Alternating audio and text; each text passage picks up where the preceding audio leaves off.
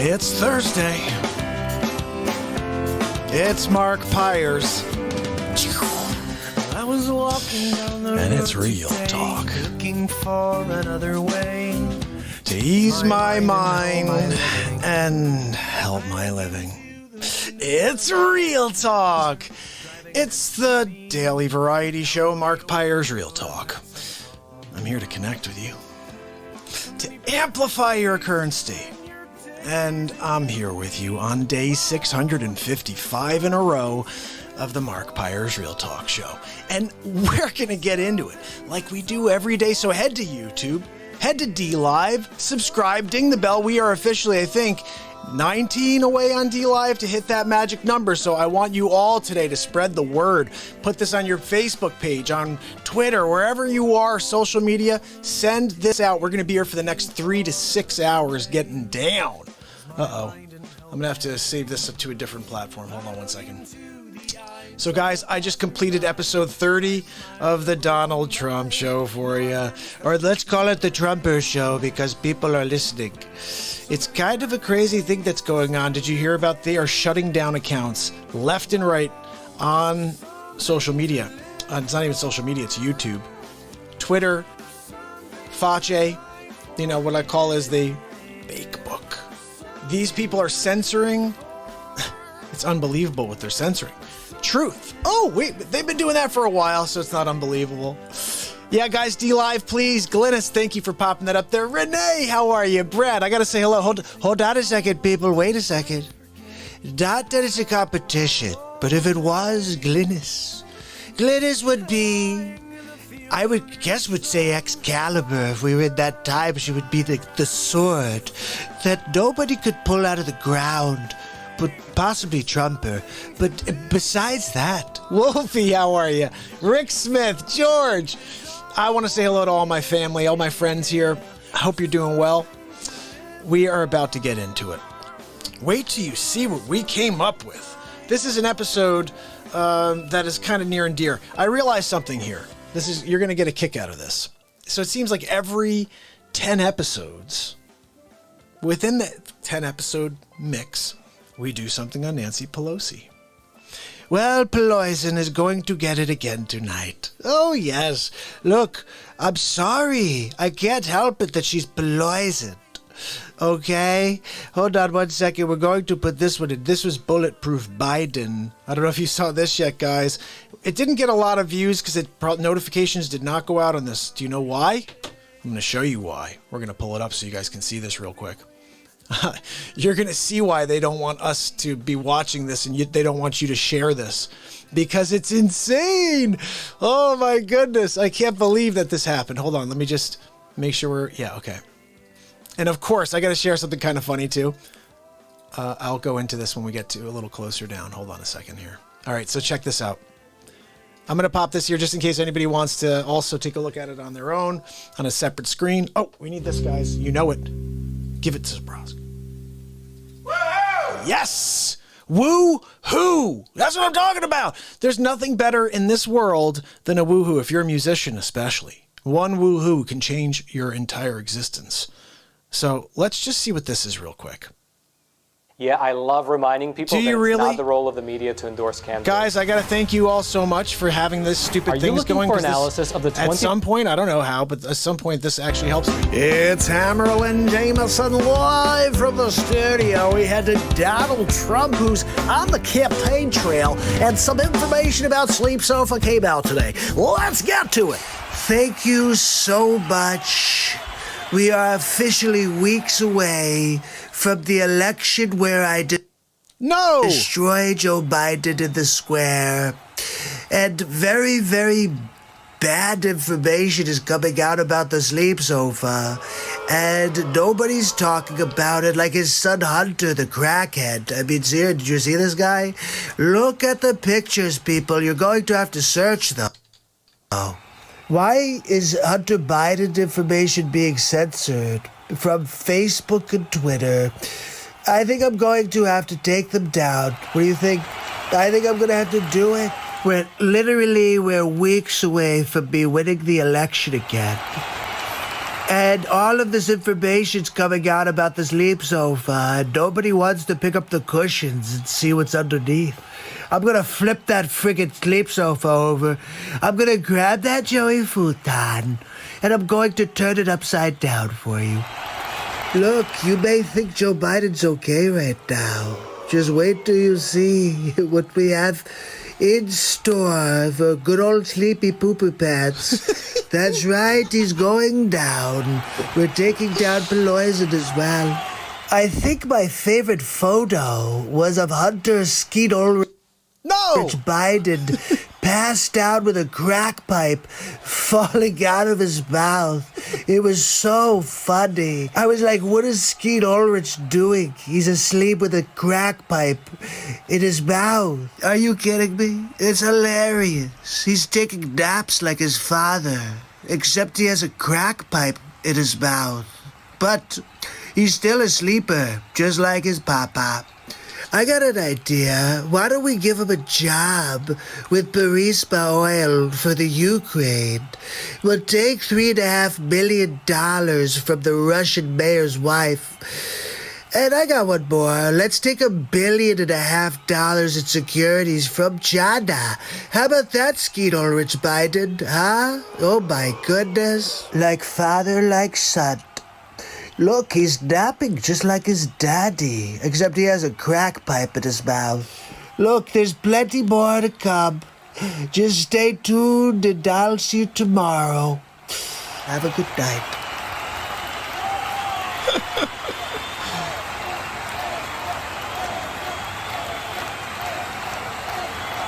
Oh my goodness, guys. Yeah, George, you got to come back. George is over on Facebook. Guys, I saw a video today I was going to upload for you, but right now we're in the process. Hold on, I got to open this up or else it's not going to happen. We're in the process of downloading episode 30. Okay, two files are... No, what do you mean? Not enough space? What do you mean? Oh, I got to erase something in Dropbox, guys. Give me a second here. This is so frustrating. It's funny. I kind of felt like that was going to happen today. I was like, I'm going to go and save this. And then I'm like, there's probably not enough room. I'm always saving stuff there. So let's pull everything out real quick and put it somewhere else. Let's see where else. I guess I could put it here. Let's just do this. Yeah, we're going to do this all in real time because I want to make sure that we can watch this video right now. It has to happen unless we premiere it right now, which I could upload it and premiere it, but I don't know. What do you guys think? I'm thinking we should just take a couple seconds here and let me do this because then we'll be able to make some magic happen. I'm just saying. Just making some magic happen is a lot better than... Okay, let's just put this in as Face Swapes. Face Swapes. There we go. All right, now we have to take some of the other things and then bring them to the swatch of pops. All right, let's do it this way. We're going to take everything. We're going to rip it out of here. Ripping it out. Big league ripping it out. Hold on. Let's just erase a few things or move a few things. Do you know what I mean? Like this. We only need the one Trudeau. It's the finale. I'm going to put that in the Trump show because I think that's good enough. To me, that's Trump show quality. I don't know if you guys agree, but that to me is Trump show quality right there. Okay, so we're going to do this. I'm going to do those two right there and get rid of them. And we're going to do that. And this one may actually, 21. Let's just move 21 over because that may be the one with Kamala Chameleon. And she's a chameleon, really. You know, perhaps I'll just move all of the Trump stuff there because, look, it's all freaking awesome. Let's be honest, okay? I've been winning big leagues since 74. My father, he gave me $1 billion. He said, look, Donald, go have some friggin' fun. I said, thanks, Dad. I'll see you in a little while. Prodigal son returned. He said, look, can I take another bill? He said, look, Donald, I can't give that to you because it would be illegal. How about I just come to your casino, right? And I'm going to come in and get like $10 billion worth of chips, right? I'm going to walk out the friggin' door with the chips and never, ever, ever use them. Yeah, that's right. So basically, you just got $10 million for free. Yeah, I made that happen. Really? That's what Donald J. does. If you don't pay attention, you're poopy pants. Anyway, let's see if that's enough. Come on, give me some love here. There's got to be enough there. Maybe I have to back out or something? How do you...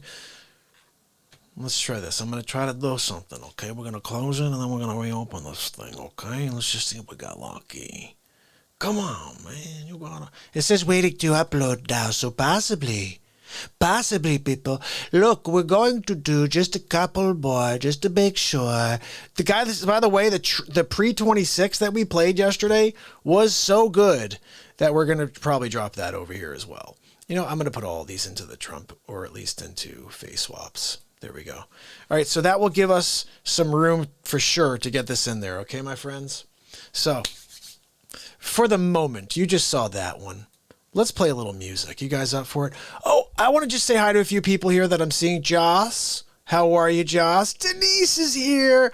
And Kevin, put it in your poopy pants. Look, wait till you see what we have for tonight. It's a Pelosi clip. It's going to make you cry, make your belly hurt a little bit. So make sure you don't eat any like spicy foods or anything. Look, Betsy, I told them not to have any Indian food tonight while they hear episode 30. Because some of it is going to make them fall towards the ground, and if they toot it and they go down to the ground with a laugh, they're going to catch a whiff. It's not going to be nice. What do you think, Betsy? Mr. President, I think that makes perfect sense. Betsy, thank you. You're brilliant. That's why I picked you as my number 2. Oh, really, Donald? That's why I picked number 2 as my number 2. Thank you, Dr. Evil. Oh, my people. I am so sorry if I missed any comments before the show. It's always tough. About an hour before every show, hour and a half before every show, that's when I have to really dial in and get these face swaps done. I had 54 minutes tonight to do the Donald Trump show. 54 minutes to show you what I'm going to show you next. And it was something. You know what? I almost want to stop this one for now. Let's see. I'm going to cancel that one and see. Okay, this one's going to go. Good. I got to get number 30 up. We got to watch that. We just saw Bulletproof Biden. We don't need to see it again. Okay. I will say this. George Rashad. Wages is in the house. Uh-oh. Oh, my goodness. This is unbelievable. Look at that, guys. Wages said they're doing a massive purge on Fauci book, too. The crazy thing is, guys, I saw a clip today on Twitter, and it was another Project Veritas clip, and the guy was like, hey, so basically, tell me about this shadow banning thing. The guy was like, yeah, everybody thinks their stuff's going out there, like they're posting, and they could see it, and like they'll see anybody who does know them will see it, but nobody else sees it. And I'm like, wow, I was live for 608 days to 295 people. I wonder if they were shadow banning me. And the guy was like, yeah, some people get really upset by it. And I'm like, you know what? And here's the thing. He was like, people start to think that no one's looking at their content. So i.e. they must suck. And so what they do is they try to break your spirit. This is what they do. These tech conglomerates, these monopolies are trying to break the spirit of First Amendment speech. They're thinking, well, you know what? If we push enough, they'll give up. If we take away their channels, they'll give up. The one thing I would say is a sort of a positive right now is that I only have 2,000 subscribers. If I had 50,000 or 100,000 subscribers, we probably would be at risk, because what we're doing here is going to change lives. We're here to build light. We're here to connect, and we're here to stop the division, shut down the divide that they've been just forcing on us for the last year. And I refuse. And I'm just leading with intuition every day of my life, which is why I sit here today wearing, for the first time, the Donald Trump shirt. How cool is this thing, guys? Check this out. I'm going to see if I can show it off to you. Check out the back.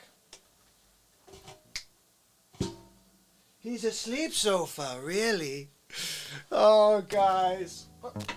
You gotta be a sleep sofa sometimes. Oh, so you can pick up one of these shirts on my Teespring page. I actually created this. CCE Deplorable Unum. It says, "In tea we trust."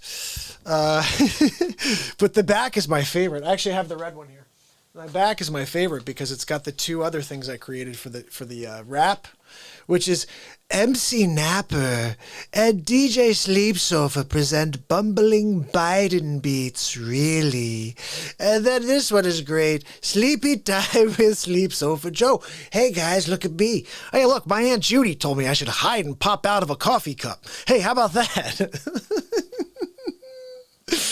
Oh my goodness. Guys, I'm so glad to finally have it. And my coffee cup's upstairs. I needed the big one tonight, guys. It's Thursday night. We're going to get into some music, okay?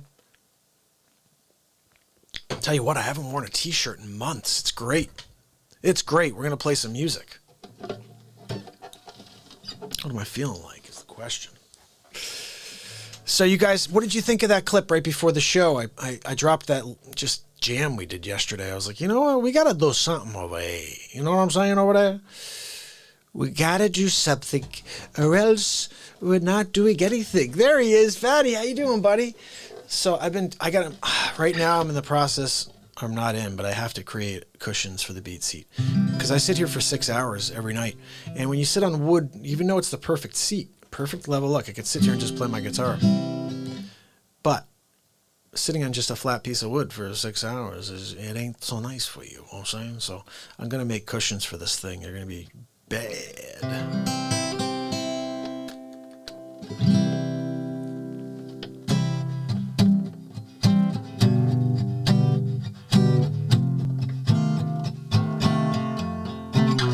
We gotta erase some stuff. Let's see what we got here. Go in your heart, go in your head, feel it now. Go in your heart, go in your head. I don't know what was in one, but I just erased it.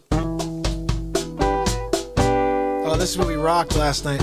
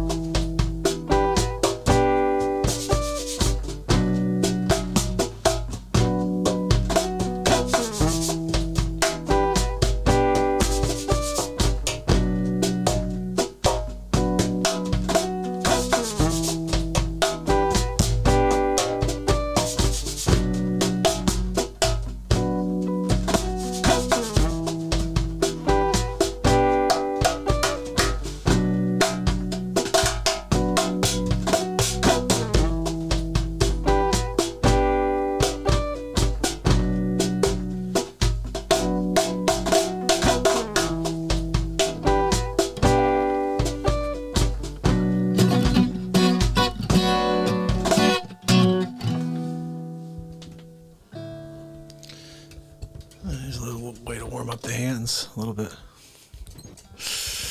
My people, how are you? We're going to get into it. We're going to get into it right now. Let me just move this forward a little bit. We're about a third of the way into Trump show number 30 is coming at you. Wages. Wait till you see what I did with 30. Buddy, I saw you sent me 2 messages, by the way, and I was in the middle of uploading this episode 30. And if you try to go and do anything while it's in the middle of uploading, you have to start over. It is very exciting. Okay, just give me a little. We did Nancy Pelosi was the first. It was episode 3. Okay, I'm going to play these for you actually before we play this. Play you one song. We're going to play episode 3, episode 14, and then episode 30, which are the 3 about Nancy Pelosi. Really. I'm going to play something for wages. Let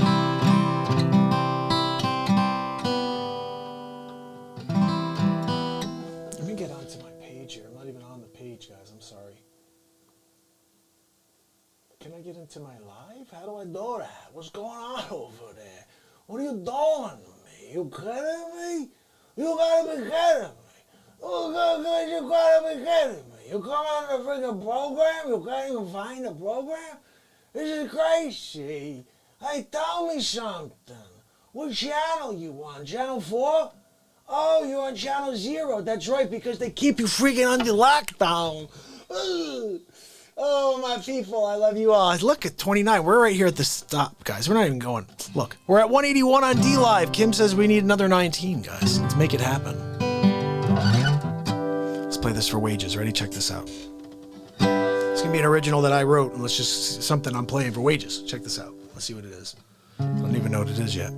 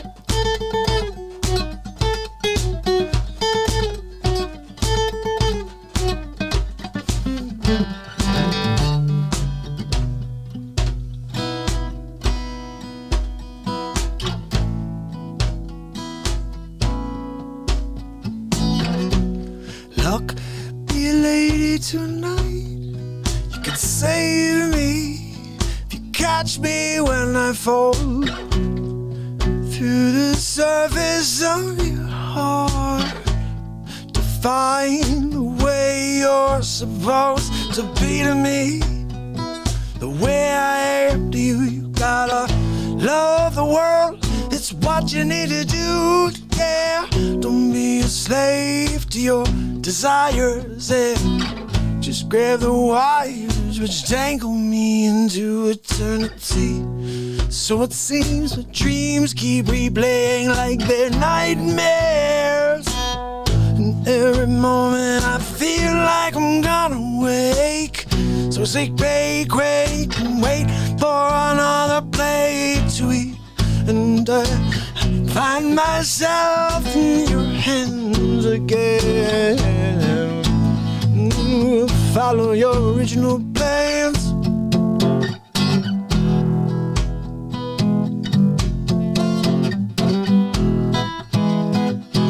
How can we walk blind into this life of danger? Memories are washed away. How could you place your blame on me?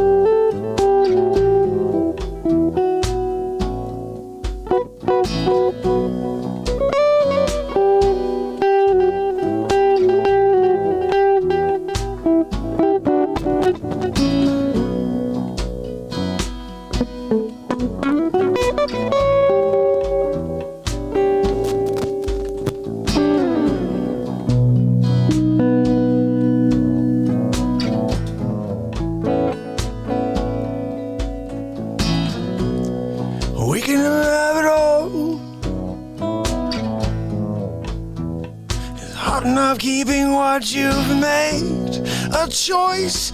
Now you got to live for what you are. Ooh, yeah, until you wake again, wearing thin through your skin. Win, lose, or draw. There's someone keeping score down here, up there. It doesn't matter till your dying day. That's why you give it to people the way you want it back. You give it to people the way you want it back. That's why you gotta. Oh, oh, oh, oh.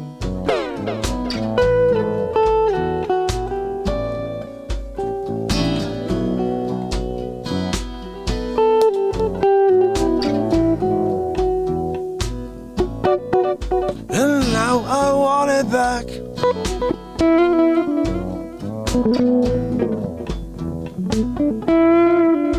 Until you wake again.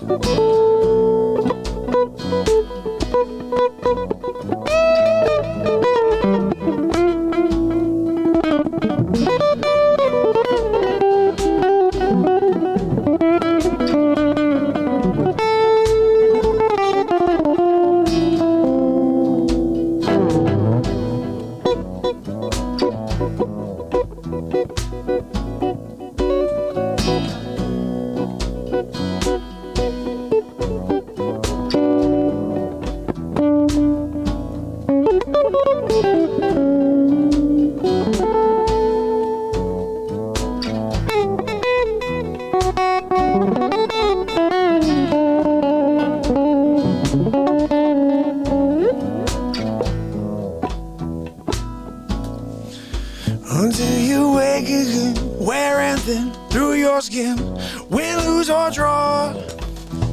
There's someone keeping score down here and that and up there. Doesn't matter till your dying day. That's That's why you gotta give it to people the way you want it back. You gotta give it to people the way you want it back. Now I need it back.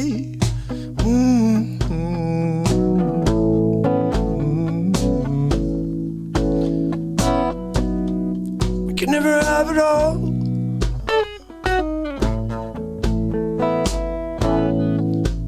Until we wake again, wearing thin through your skin, win, lose or draw.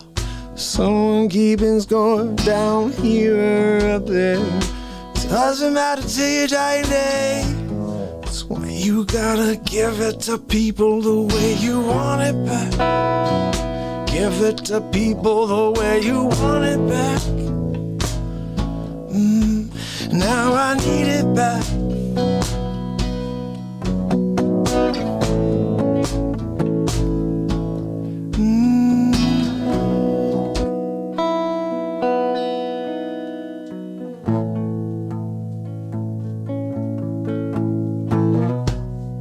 We can never have it all. Hard enough keeping what you've made a choice. Now you got to live for what you are.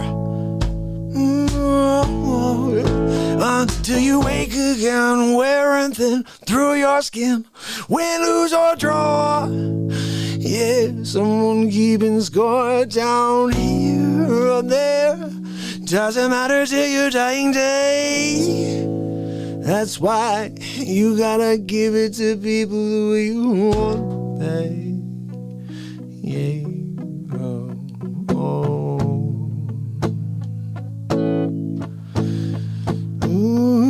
Now you want them back, yeah.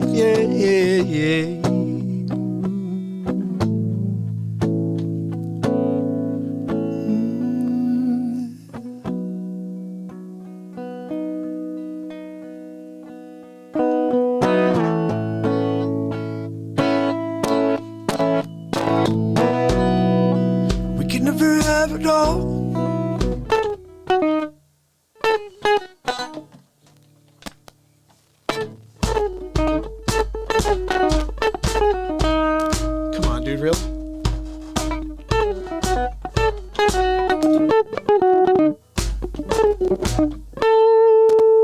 I seriously have to get these wires worked out.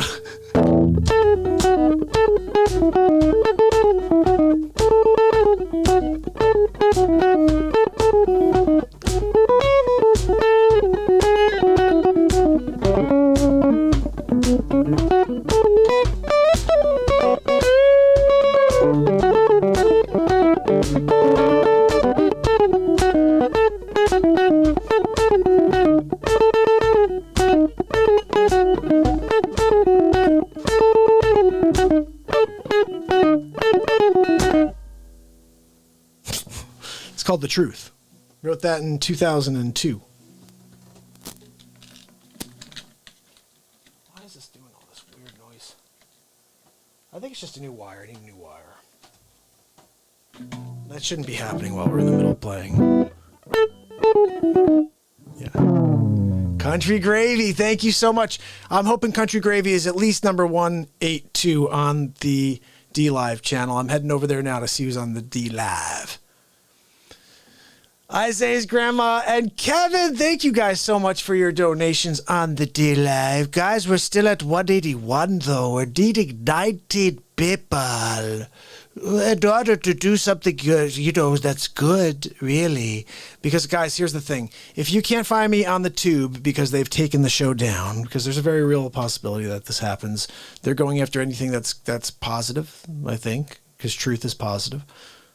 So therefore, they may come knocking on this 2,000K sub group. And if they do, look for me on DLive. If you can't find me on DLive, look for me on Facebook. You can't find me on Facebook, look for me on Instagram, look for me on TikTok, look for me on every platform possible. And if you can't find me on a platform on the computer screen, go to the highest platform you can see outside, and I will be there. If it's a mountain, I'll be standing on it. If it's a warehouse at the end of the road, I'll be standing on the top of that warehouse with my microphone and my guitar. And please come by and hang out with me so they don't arrest me. Seriously, you can't stop this show. We're here 655 days in a row. I've been here every day. I will never stop showing up to put on this show for you guys. Every day it's something different. We don't know what the heck it's going to be. I play music for you. We know it's going to be music. It's going to be comedy, and it's going to make you feel something. These are 3 things we need right now. We're done with the hatred. It's over. It's a platform of light, so come here and bring it. Bring it. And when you do, we go somewhere awesome. Let me take us back to the main screen here, my people. I'm wearing my new shirt. Check it out. Deplorable look. He's the sleepy poopy pants Biden. And I put a signature right on the front. Like, guys, I made a really cool shirt. I'm just saying, I made a cool shirt. Jess, I'm so happy you guys are here. And we're going to... Country says, well, I'm standing next to a mountain. Country, you're awesome. Yeah, send me an email if you can't find me, guys. Right there. Thank you, Glynis. Very, very good idea. But realistically, I'm praying that if this is meant to be what it's meant to be, they're not gonna be able to stop us doing what we're doing. We're gonna go like right under the radar is the hope. Because what we're doing here is we're trying to make comedy out of some serious tragedy. Like this 2020 year has been a tragedy. And what I've done, and I'm going to show you where we started and where we're going, okay? I'm going to rock out some things here where, let me see. Isaiah. Oh, Isaiah, I think I made you a mod over on DLive. I have to check.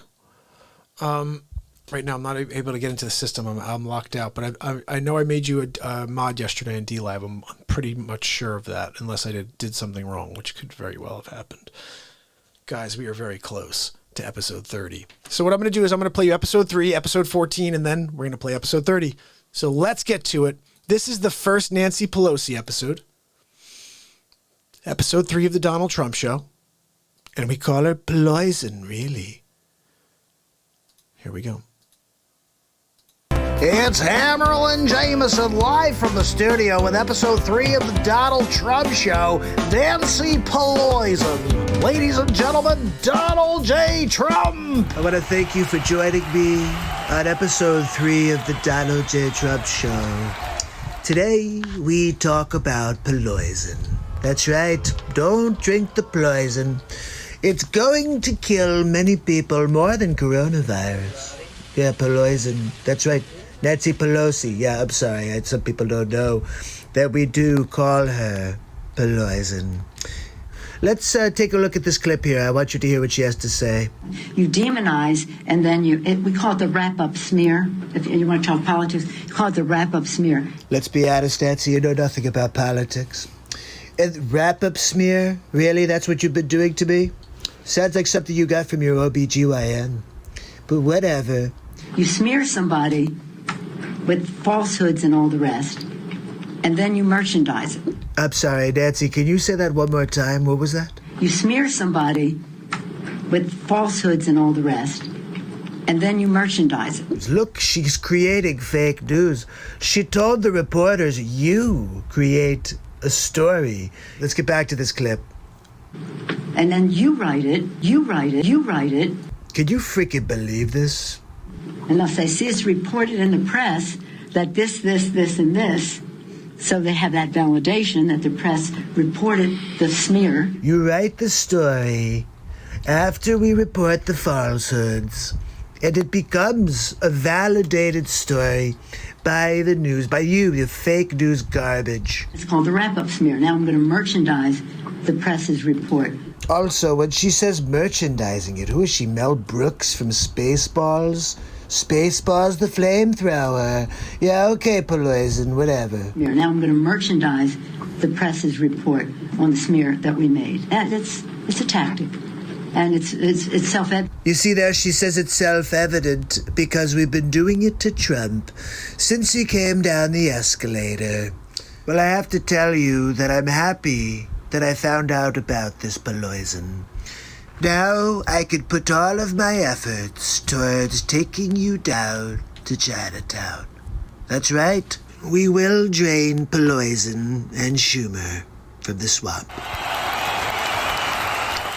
So that was the first Pelosi episode. I want to quickly say before moving forward, I haven't seen our buddy Sig come on yet. I sent him a message earlier. He had something going on, and I sent him a message of well wishes. I hope that he's doing okay. So if anybody sees him pop on the chat, tell my brother I said, what's up?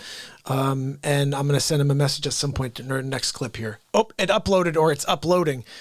So guys, check this out. Tim, how are you, buddy? So good to see you, Tim. Check this out, guys. I'm going to play you 14 because this is about to be finished. 30. I don't want to go right to 30 without playing you 14 first, okay? Or maybe I shouldn't. Let's just go right to 30, guys. If it's uploaded, we're doing it. I want to play this for you. You saw one Pelosi clip. That's enough. I got to get to this clip. I want to see it myself. I haven't seen it, guys. I made it. There could be lots of edits. There probably is. There usually are some edits, and then tomorrow it will be perfect when I drop it for you. But let's see what I did for tonight for you. I made an episode 30 of the Donald Trump Show in less than an hour. That's pretty impressive time-wise. I really would prefer an hour and a half to make sure I do it correctly. I didn't know if I threw everything in there. We'll see. We'll find out. Stab Wounds in the house. How are you, buddy? Guys, we are about to get into this. It's almost done. I could have played you at least a portion of 14. You know what? Let's just play 14. What the hey? I may stop it a little bit in because I'll be too excited. Because we actually have this one showing up like any second if I could vamp somehow. Oh, I got an idea. I wanted to play you guys what I thought was a great clip, which was 26, the pre-show of 26. Where the heck was that? Holy cow, that was good. Pre-26. Check this out. This is short. It's Hammerlin Jameson live from the studio. We head down to Donald Trump at his press conference for the day. Ladies and gentlemen, Donald J. Trump! Thank you. Thank you for joining me on the next episode. Well, let me stop for a moment. I think what I'll do is tomorrow. Tomorrow will be the resurgence, really. We're going to bring the Donald Trump Show out of retirement. Are you ready, people? We're going to rip apart the sleep sofa and find out what it's made of, really. It's probably made of like old cottage cheese or something, but we're going to find out, and we're going to see lots of clips of Joey Futan. Perhaps we could discuss some of the other things, some of the stupid Biden, I call them Bidenisms. I have a lot of Bidenisms I'm going to play for you. That's right, anytime Biden bumbles, he's really just a Bidenism. It's a bumbling Bidenism. So we're going to do that as well tomorrow in episode 26 of the Donald Trump Show. And we're going to do it every day, really. But I had to put it on the shelf for at least a couple weeks until we realized how the sleep sofa is getting worse, really. The other day, he was talking about lifting the teleprompter, like live. Couldn't get questions from a young girl unless they were scripted. Look, I can't help it that he's a sleep sofa that takes naps every 15 minutes on the hour. But I will be back tomorrow with lots of clips to show you. So have a good night. Oh my goodness, guys. Every 15 minutes on the hour, he says sleeps over. Tim, how are you, buddy? Tim, you are just at the perfect time, Tim Beers. You are about to see episode 30 of the Donald Trump Show. It's officially downloading. I don't know how much longer. Let's see. Let's quickly check and see how much longer this is going to be. Is it almost there? Guys, I'm so excited to watch this with you because I'm watching it with you for the first time. Like every night when we do this, especially when I'm short on time, you can tell I was on at 10:54 because I was finishing this for you. So I have not seen it yet. It's going to be a first timer for me and you both. So please bear with it. It's probably going to need some work. But let's get to it anyway and let's see how it went. This is episode 30. And we have 30 people on, guys. If you like this, share it with all 30 of your friends. 30 pages, whatever you got. This is, I guess I'm going to call this Pelosi stimulus. Pelosi stimulus. It's a good one. Sig! I'm so glad, buddy. I was just asking. I said, I haven't seen you. I sent you a message earlier after your event you had earlier just to see how you were doing. And I'm glad to see you showing up on DLive. Guys, Sig is on DLive. Join Sig on DLive and give it a follow, because they may very well take down this on the tuber. And if they do, you could find me on the DLive. So guys, without further ado, let's watch this together for the first time. I'm glad Sig gets to see this for the first time. Wages, I hope you're still here. Everybody else, Della, Mark, Wolfie, George, Jess. I'm going to just call you guys all out before we play this because I'm excited. Tim Beers, Hadley, my brother's in the house. Let's go back through and see who else. Stab Wound, you know I won't miss you, buddy. Who else? Jamie Jones, how you doing? I'm so glad you're on with us. Tim, my brother Tim. Guys, and Ambi said she would climb a mountain to find the show. If she couldn't find it online, she would climb. She was like, I'd actually climb a mountain. And we miss Fatty McButterpants had to get going. But you know what? We have butter pats here, lots of it. It's coming at you in a moment. It's Nancy Pelosi in the form of the Crypt Keeper, really. Here we go. It's Hammerlin Jameson live from the studio. We're headed to Donald Trump for episode 30 of the Donald Trump Show. Ladies and gentlemen, Donald J. Trump. Thank you. Thank you very much, my fellow Americans. I'm with you at episode 30 of the Donald Trump Show. That's right, we're winning big league. And you know, I figure every 10 episodes we need to have at least one on Nancy Pelosi. She is poison, really. Everything she touches turns to poison. Look what she's doing with this stimulus thing. I mean, I want to get money to the American people. And Pelosi is just, she's the poisonous fruit. Really. Oh, let's make Nancy Pelosi the Speaker of the House. Yeah, if you want to get nothing done. If you want to turn everything to Pelosi. Yeah, it's a good idea. Anyway, let's take a look. Did you see what happened on Wolf Blitzer? Yeah, she turned into a crazy person. I think her head was about to explode. Let's take a look. As you know, there are Americans who are being evicted from their homes. They can't pay the rent. Many Americans are waiting in food lines for the first time in their lives. Can you look them in the eye, Madam Speaker, and explain why you don't want to accept the president's latest stimulus offer? I can't wait to hear this one. We offered her like $1.8 trillion, and she says no. It's because she doesn't want Trump to win big league. That's why. But look, the American people need to win. It's the people that need the win, not the Pelosi. Donald wins every day. I don't need to win on the stimulus check. I mean, really? I want the Americans to be able to buy chocolate chip cookies. I want them to be able to buy Nabisco shredded wheat. Or maybe they're thinking about getting a ham and turkey and some sandwiches with some rye bread. Who knows? But they need to be able to have dollar bills, y'all, if they are going to be able to survive. We represent these people. I have for over 30 years represented my constituents. Pelosi, you've represented yourself. You've represented the telltale signs of an alcoholic. You're just a Pelosi, seriously. I know what their needs are. I listen to them. Let's be honest, Pelosi. Nobody wants to speak to you. And their needs are not addressed in the president's proposal. So when you say to me, why don't you accept theirs? Why don't they accept ours? Because yours is crap. Why do you think we had to rewrite it? The whole thing. Because you wanted to, fund the Democrat cities that are burning right now. They're trying to make the Trumper look bad. And then you want the taxpayers to now foot the bill? Really? Really, Pelosi? Our legislation is there to do three things primarily. To honor our workers. Honor our workers? What are you talking about? People want to get paid. People want to go back to work. And you want to just go, let's honor them. Let's honor everybody.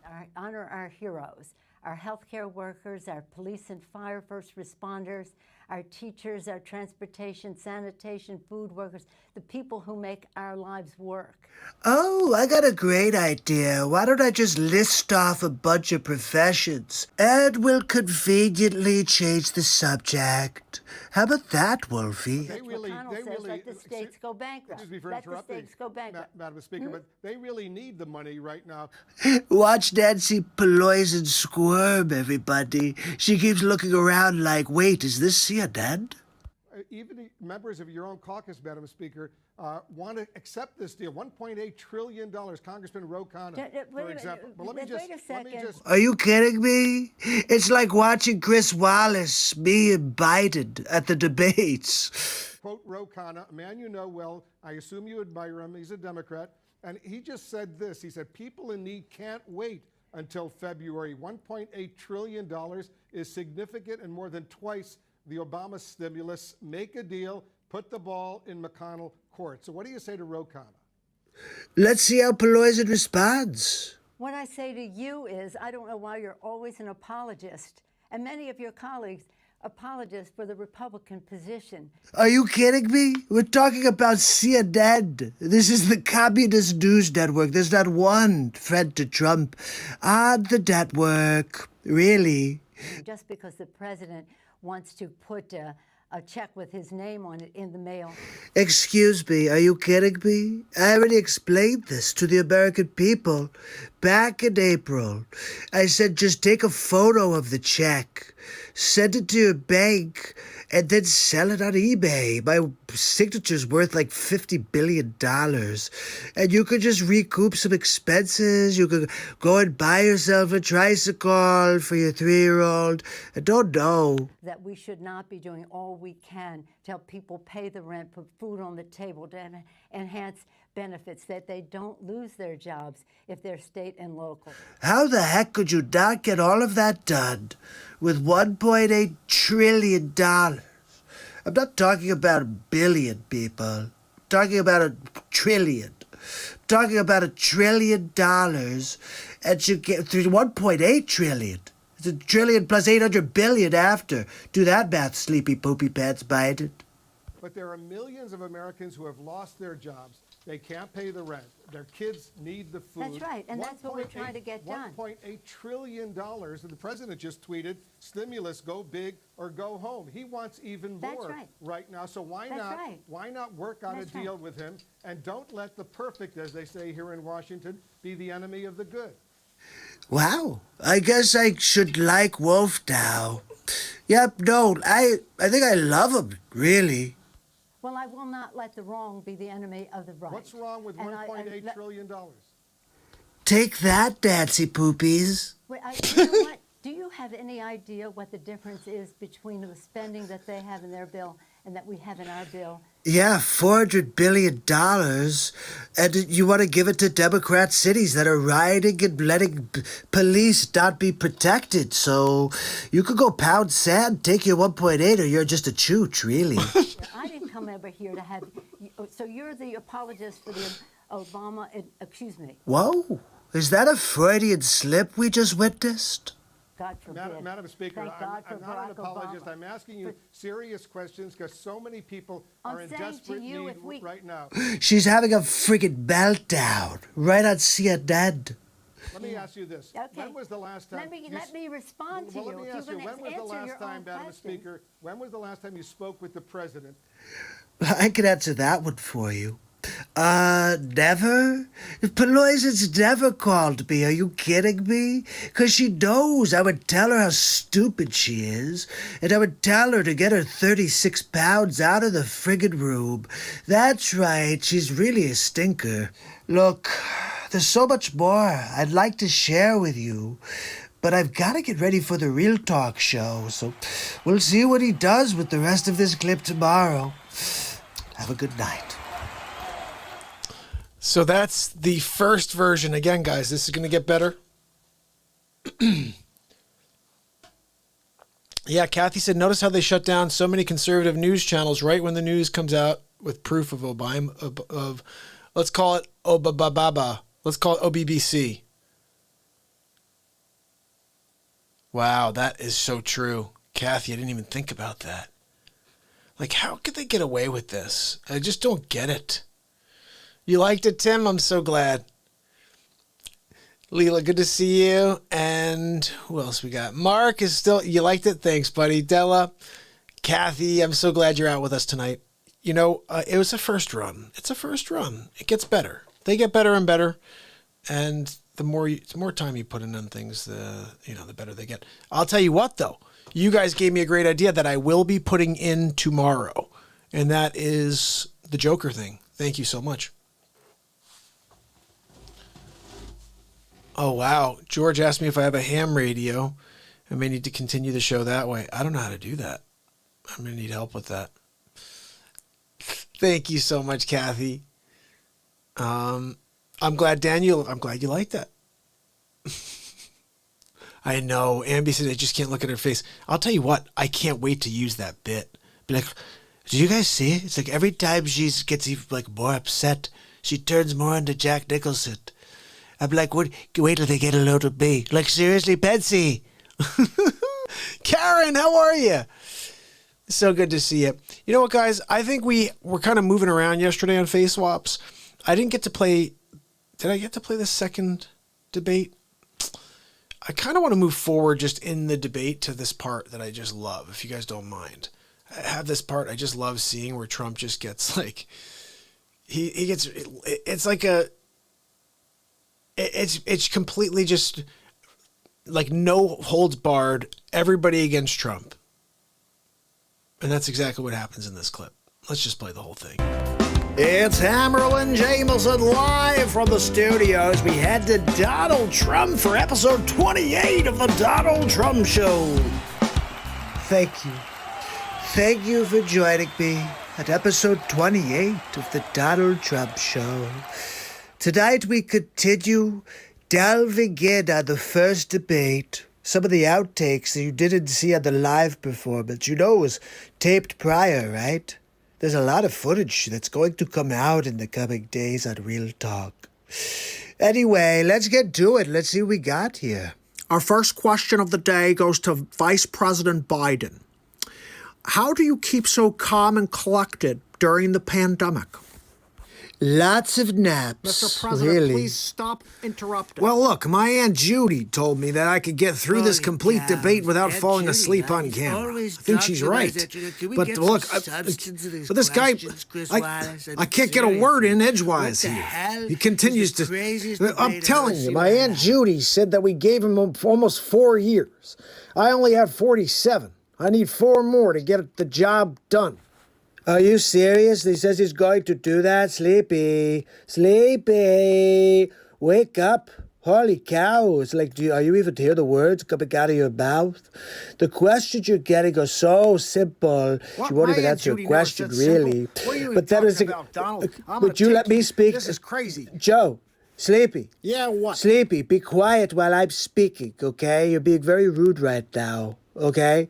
Look, what's important to understand is that Trump always wins, okay? Yeah, well, my Aunt Judy says... Now, hold on a second, Joe. Wait, you be quiet, Sleep Sofa Joe. I have more to say, okay? You can't just go grandiose and pretend like you did anything in your entire career.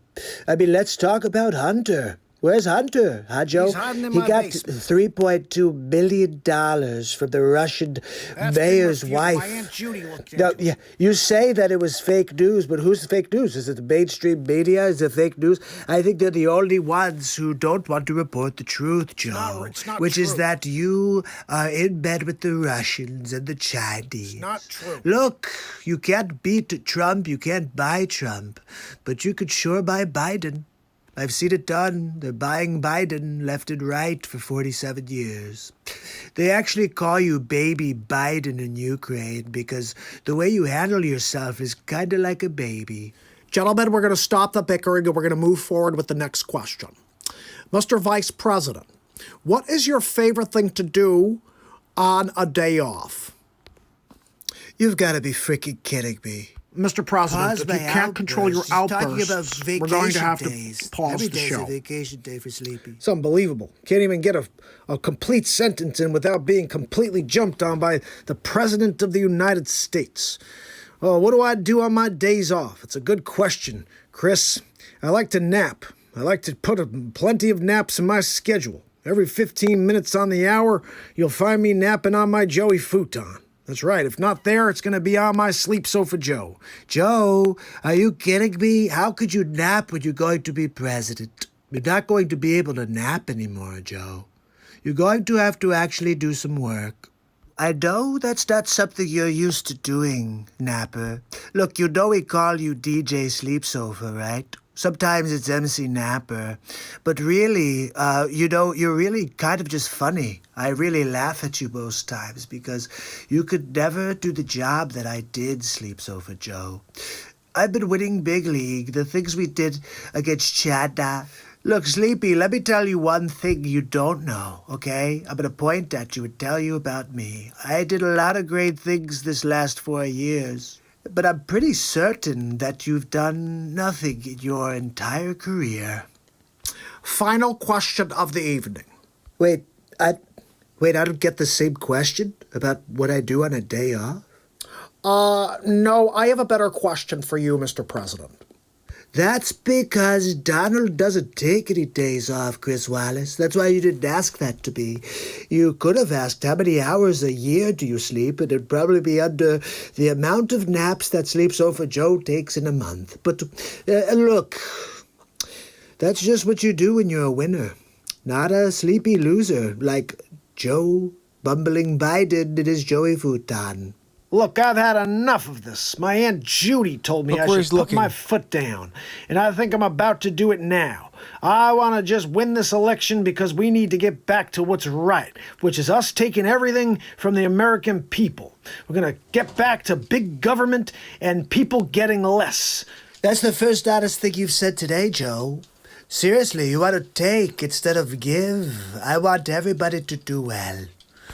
Look, Sleepy, you gotta be kidding me. You're telling me you want to make government bigger and people make less, take home less? Really, that's a good idea for bringing back the economy, bonehead McGillicuddy Biden. Mr. President, a train leaves Chicago at 3:15 p.m., and one leaves Los Angeles at 12:17 in the evening. You gotta be freaking How much kidding. gas... Mr. President, let me finish my question, please, sir. Sir, let me finish my question while I'm trying to get the full question out for you. Sir, Mr. President. Mr. President, please, let me finish my... Okay, yeah. So, how much gasoline would it use in the trip? I have no idea. This is not a math competition, Chris Wallace, okay? So... See, he won't answer it because he can't answer it. My Aunt Judy told me he was bad at math. You gotta be freaking kidding me, right? I mean, you want me to put numbers together here on the stage? Well, if you can't do it, okay. I mean, you asked Biden what he does on vacation days. You asked him what his car... What kind of car? I have a lot of cars, Chris Wallace. It's basically a question my 5-year-old niece answered last week. So why don't you ask Sleep Sofa Joe to do it then? No, not necessary. No, I got this one, Chuck. It's 6. Mr. Vice President, it's Chris. Oh, I was just kidding. What is Joey Futon talking about? 6? What the hell is 6 feet? I don't know, maybe 6 days for him to travel there in his horse and carriage. I don't know. Anyway, look, I can't answer a hypothetical about 2 different vehicles living at 2 different points in time. And look, maybe one of them's a Ferrari, the other one's like a Datsun. How am I supposed to tell which one uses more miles per gallon? Really, it's a stacked question, Chris Wallace. You know it. Look, this is what we've got, people. The mainstream fake news National Enquirer is trying to suppress the Trumper. They're trying to push a Sleep Sofa into the White House.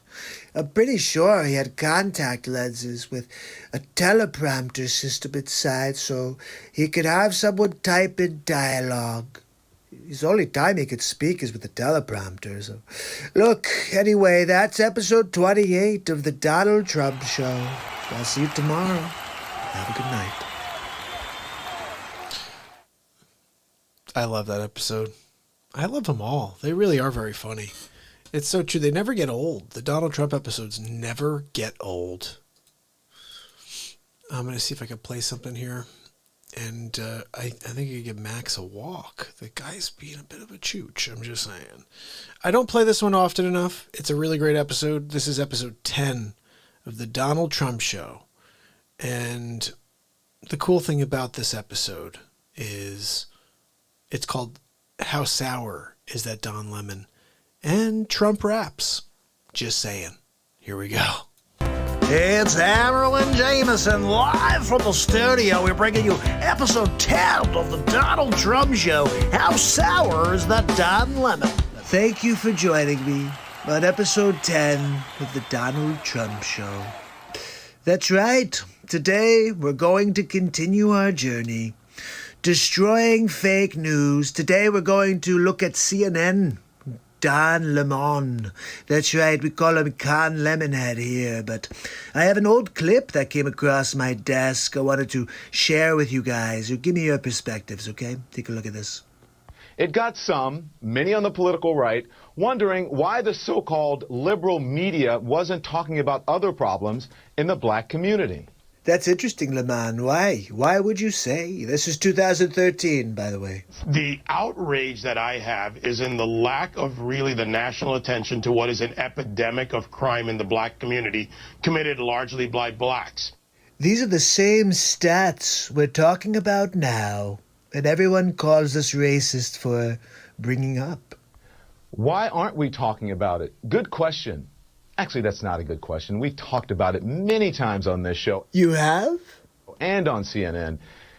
You see, he could tell he was lying because he took a longer breath. So that's the reason I didn't want to discuss at length crime in the African-American community or how to fix other ills that seem to be plaguing the community in general.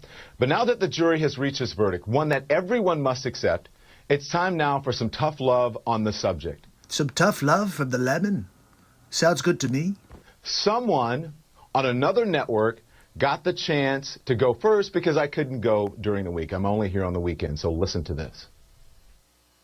The reason there is so much violence and chaos is the disintegration of the African-American family.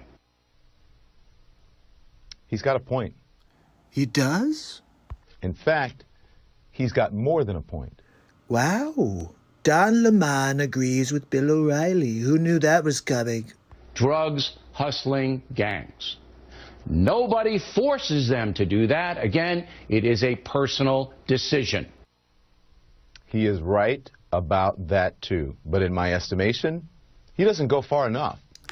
Oh, Don Lemon's a mathematician now. Yes, I'd like to hear your estimation. Black people, if you really want to fix the problem, here's just 5 things that you should think about doing. Here we go. Con Lemonhead, 2013, 5 ways to fix the black community. Let's hear it. Here's number 5. Pull up your pants.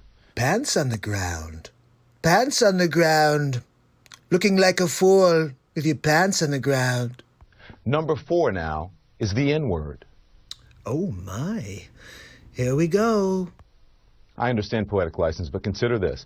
I hosted a special on the N-word, suggesting that black people stop using it, and that entertainers stop deluding yourselves or themselves and others that you're somehow taking the word back. I am curious what people think of that comment. A lot of African Americans took offense to that, too. Oh, he answered it. Now, number 3. Respect where you live. Is this a special message to the people in Chippy, Chaz? What are they calling themselves this week? I think it's a message to Chap. Start small by not dropping trash, littering in your own communities. Imagine if they played this over the loudspeakers in Chap. I've lived in several predominantly white neighborhoods in my life. I rarely, if ever, witness people littering. Here comes a cheap shot at his community. I live in Harlem now. It's an historically black neighborhood. Every single day I see adults and children dropping their trash on the ground when a garbage can is just feet away. Wow, stereotype much? Just being honest here. Interesting. When did you decide to get rid of the honesty policy, Leman? Number 2, finish school. You want to break the cycle of poverty? Stop telling kids are acting white because they go to school or they speak proper English. What Don Lemon is saying right now would be considered racist in 2020. A high school dropout makes on average $19,000 a year. Wait, a year? A high school graduate makes $28,000 a year. Just graduating, you make 33% more per year. A college graduate makes $51,000 a year. That stat is less impressive to me. It costs like $50,000 a year for college. A college graduate makes $51,000? Over the course of a career, a college grad will make nearly $1 million more than a high school graduate. That's a lot of money. Yes, $1 million is a lot of money. It's a lot of money to the people of the United States of America. Not so much for Trump. I've got billions, okay? And number 1, and probably the most important, just because you can have a baby, it doesn't mean you should. Words you will never hear Don Lemonhead speak again. Especially without planning for one or getting married first.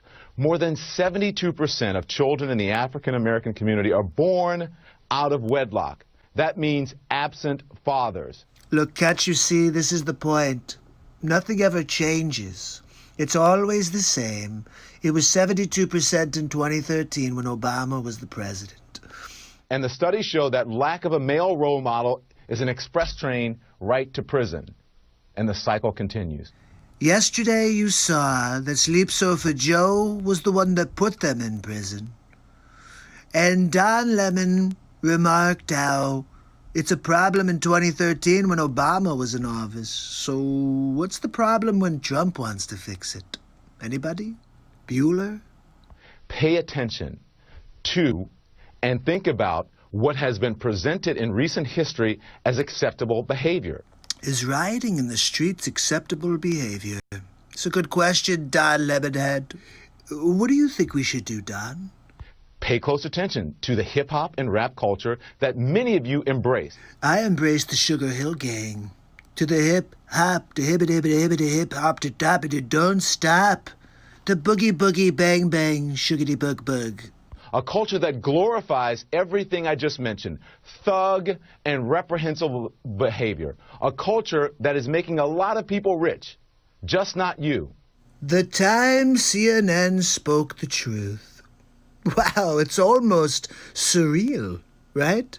It's surreal to see CNN speaking truth. I kind of like it. How do we get them to speak the truth always? So what happened to Don Lemon in 2020? This is the thing, Don. You know, black people need to hold other black people accountable. Okay, before we get started, that's what Don Lemonhead was doing in the 2013 clip we started with. Okay, watch. I said this the same thing. This is the Black America's version of the Me Too movement. If anything is going to change, we ourselves need to look at our own communities and look at each other and say, this thing cannot go down. I'm sorry, isn't that exactly what Don said? And then this is what I'm saying. It's about who is controlling the narrative. It's got to be all Black Lives Matter. That sounds right. What does Don have to say? Here's what I have to say. All right, Spin Doctor. Let's see what you got here. The Black Lives Matter movement was started because it was talking about police brutality. If you want an all Black Lives Matter movement that talks about gun violence in communities, including, black communities, then start that movement with that name. But that's not what Black Lives Matter is about. I'm soured by the hypocrisy. It's like eating a lemon. Oh. So if you're talking about, if someone started a movement that said, cancer matters, and then someone comes in and said, why aren't you talking about HIV? It's not the same thing. We're talking about cancer. I think Lemonhead doesn't grasp the concept of apples and oranges. If it's 100 people and you're there for all cancer matters, then it would be somebody who stands up and said, I have prostate cancer.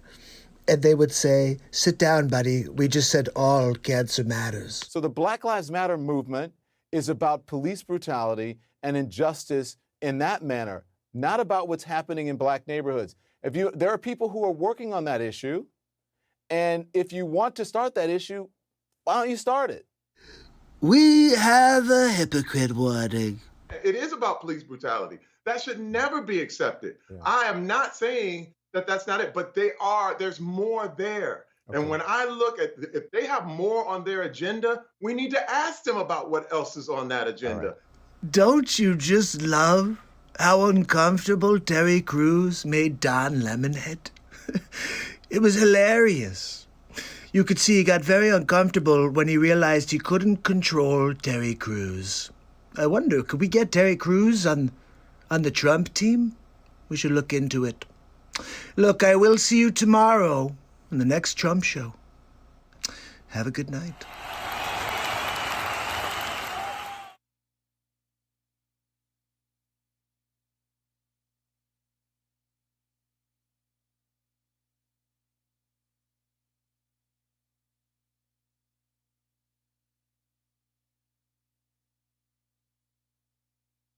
Oh my goodness. I can never get the timing right, guys.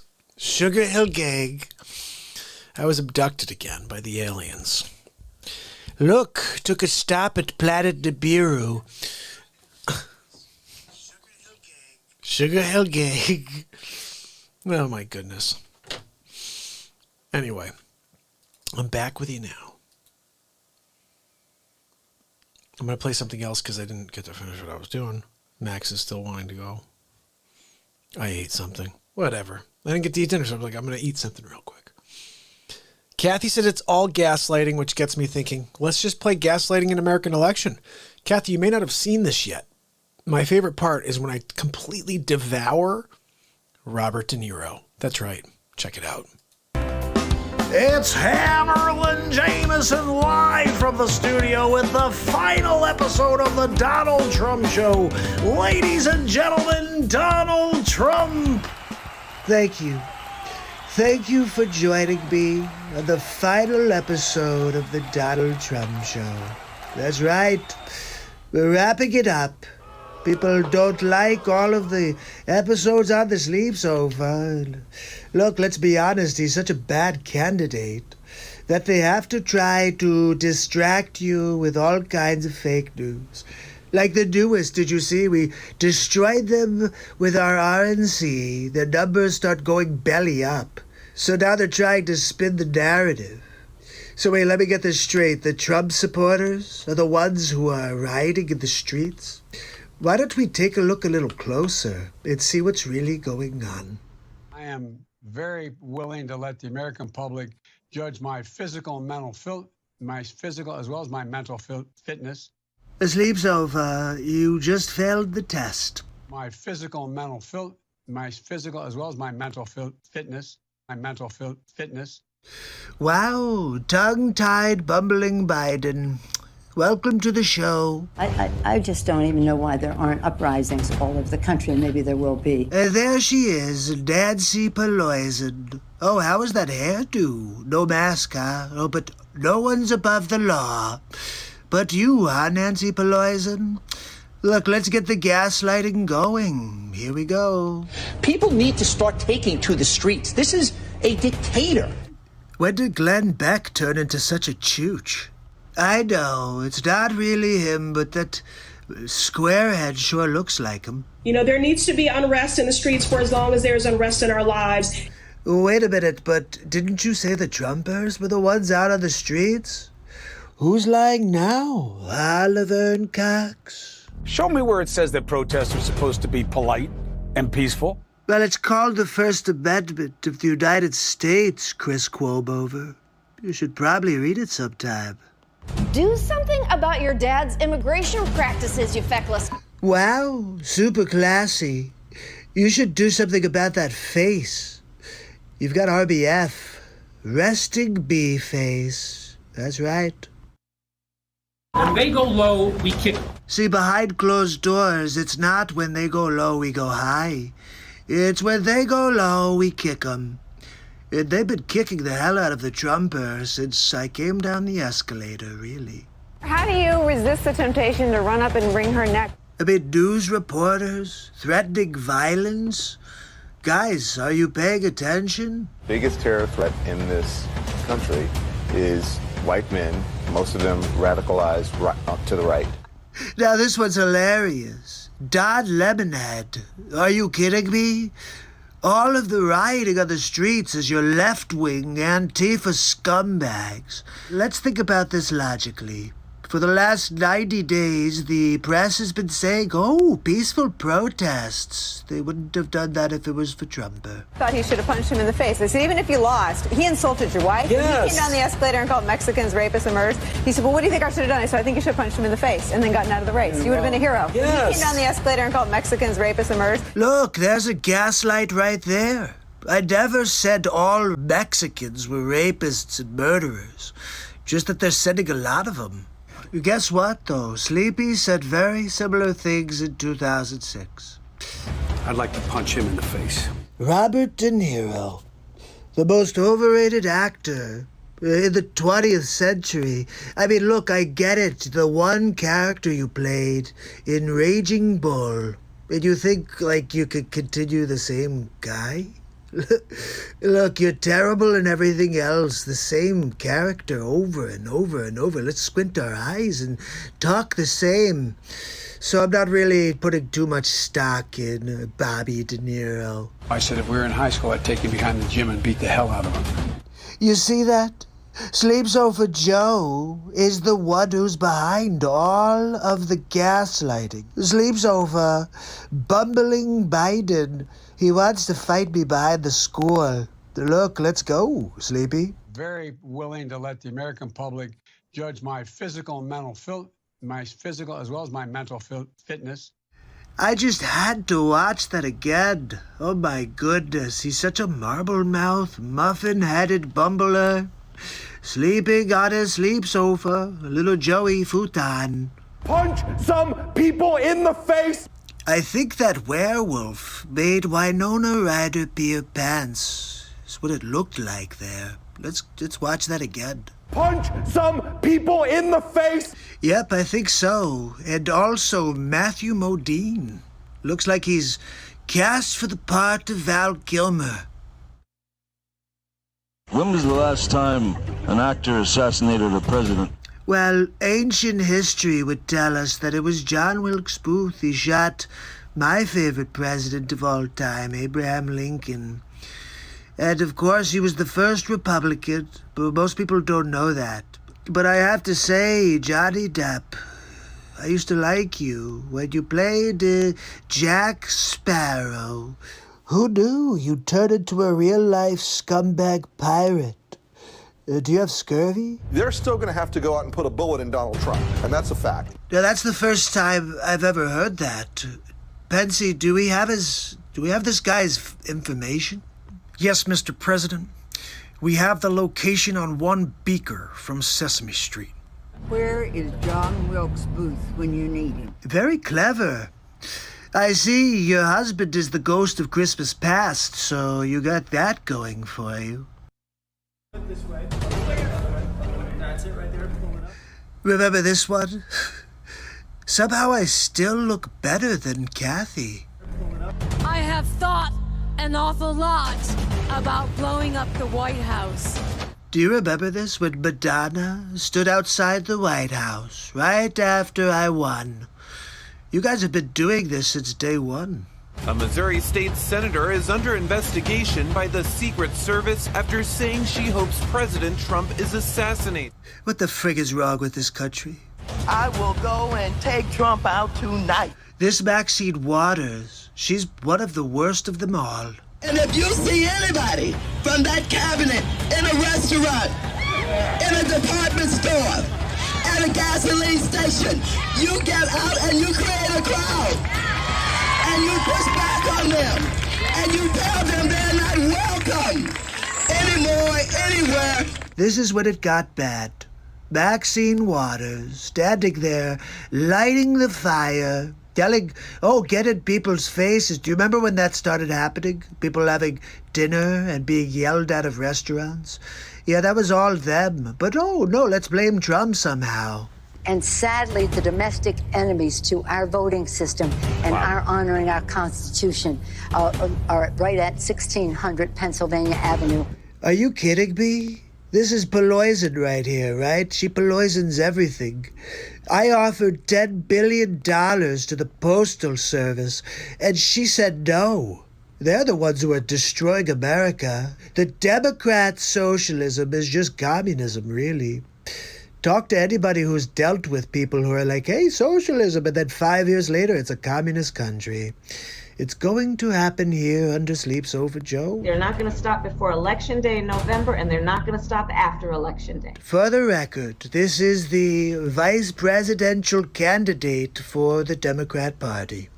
And that should be, everyone should take note of that on both levels, that this isn't, they're not going to let up, and they should not. They're not going to let up, and they should not. So wait, if they're your people, and they shouldn't and will not, how did they become my people? If you think we're rallying now, you ain't seen nothing yet. Look, I think I've made my point. That the people on the left are crap, really. And all they've done since the beginning of 16 is try to derail my presidency.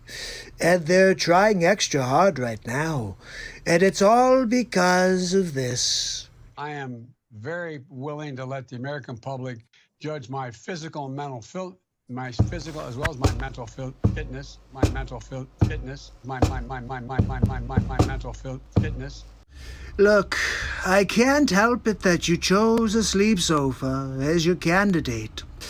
But that doesn't mean you could gaslight for the last 4 years, and that when your poll numbers are starting to drop, you just spin it and say, oh no, it's all Trump. The public can see through your lies.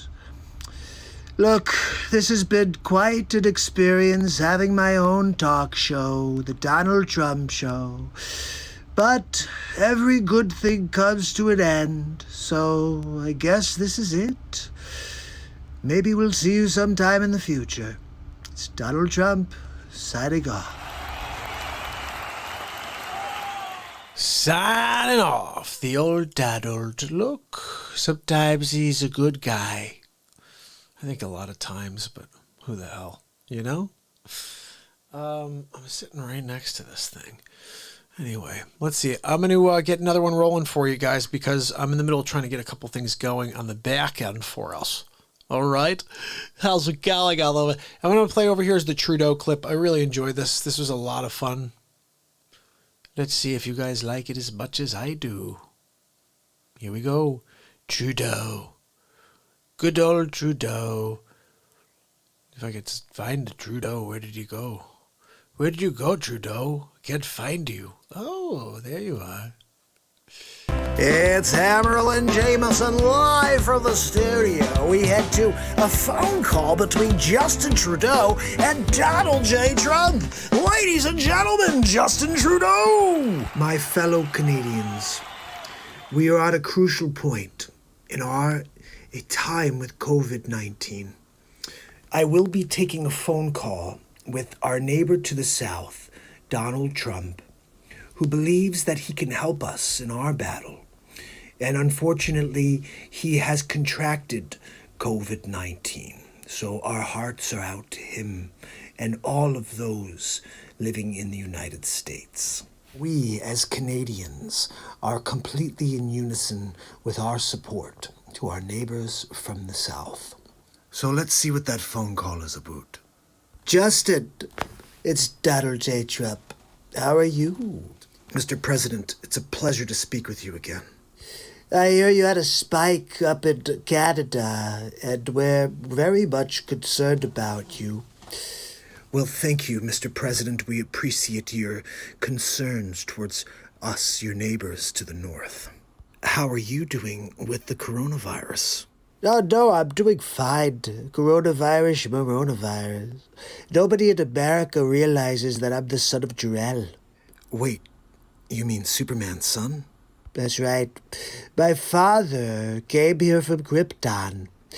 Mr. President, they're saying certain things about you, and I'm a little concerned hearing your descriptive nature on this phone call. Gave birth to me, then I came, and I was living in a field for like 4 days until my uncle and my aunt came and found me. Mr. President, that's the actual script to Superman. I was asleep underneath like an old milk truck or something. And when they found me, they were like, oh, look, there's a baby underneath the milk truck. You know, go and get him under the milk truck. And I said, no, I'm okay. I spoke perfect English at like age 0. Put my finger on the truck, pushed it aside, got up. I said, look, my name is Trump. You could call me Super Trump if you want, but really, my name is Kal-El. Donald, I think you may need some help. Look, you have to understand that I was made on a different planet. So I'm able to take on coronavirus without any sort of backlash, really. I'm pretty sure you were born here, right, Justin, in Canada? Yes. Yeah, that's not going to do you any good. Look, Justin, I just wanted you to know that we've got your back. All you gotta do is reach out, let the Trumper know, and I'll send you any supplies you need. You need any ventilators? You need any PPE? I'll check with the health ministry to see if we need anything. Look, just don't ask Andrew Cuomo for anything, because he's going to, kill people in a nursing home. And look, I'm going to see. Let's get him on the line real quick. Hey, Cuomo, how do you think we should handle Canada? Hey, Donald, how you doing? I got your question sent over to me by my assistant.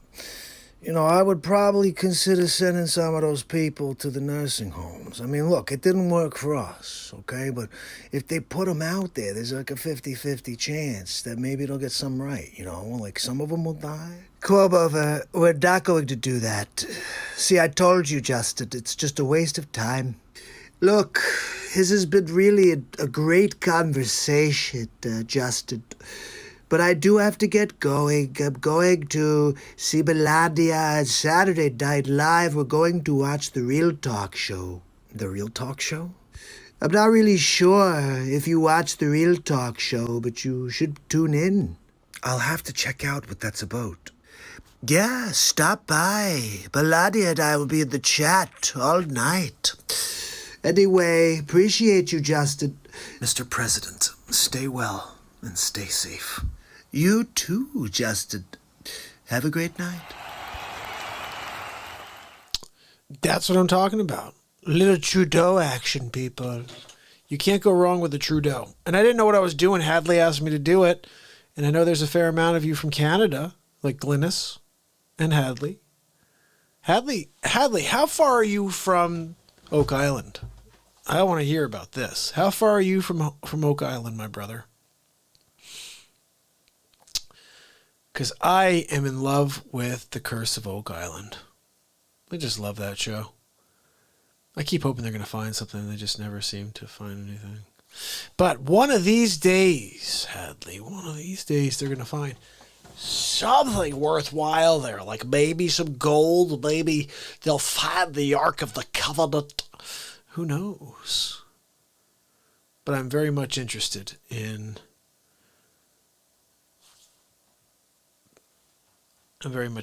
hearing about The Curse of Oak Island. Anybody who's nearby, I'm like, yeah, let's rock that out. Why is this doing this? I mean, what the heck, man? You kidding me? You gotta be kidding me, Mike. I've already given local permissions. Thanks for coming out. Seriously, thanks for coming out. I don't know what the hell I'm doing here anyway.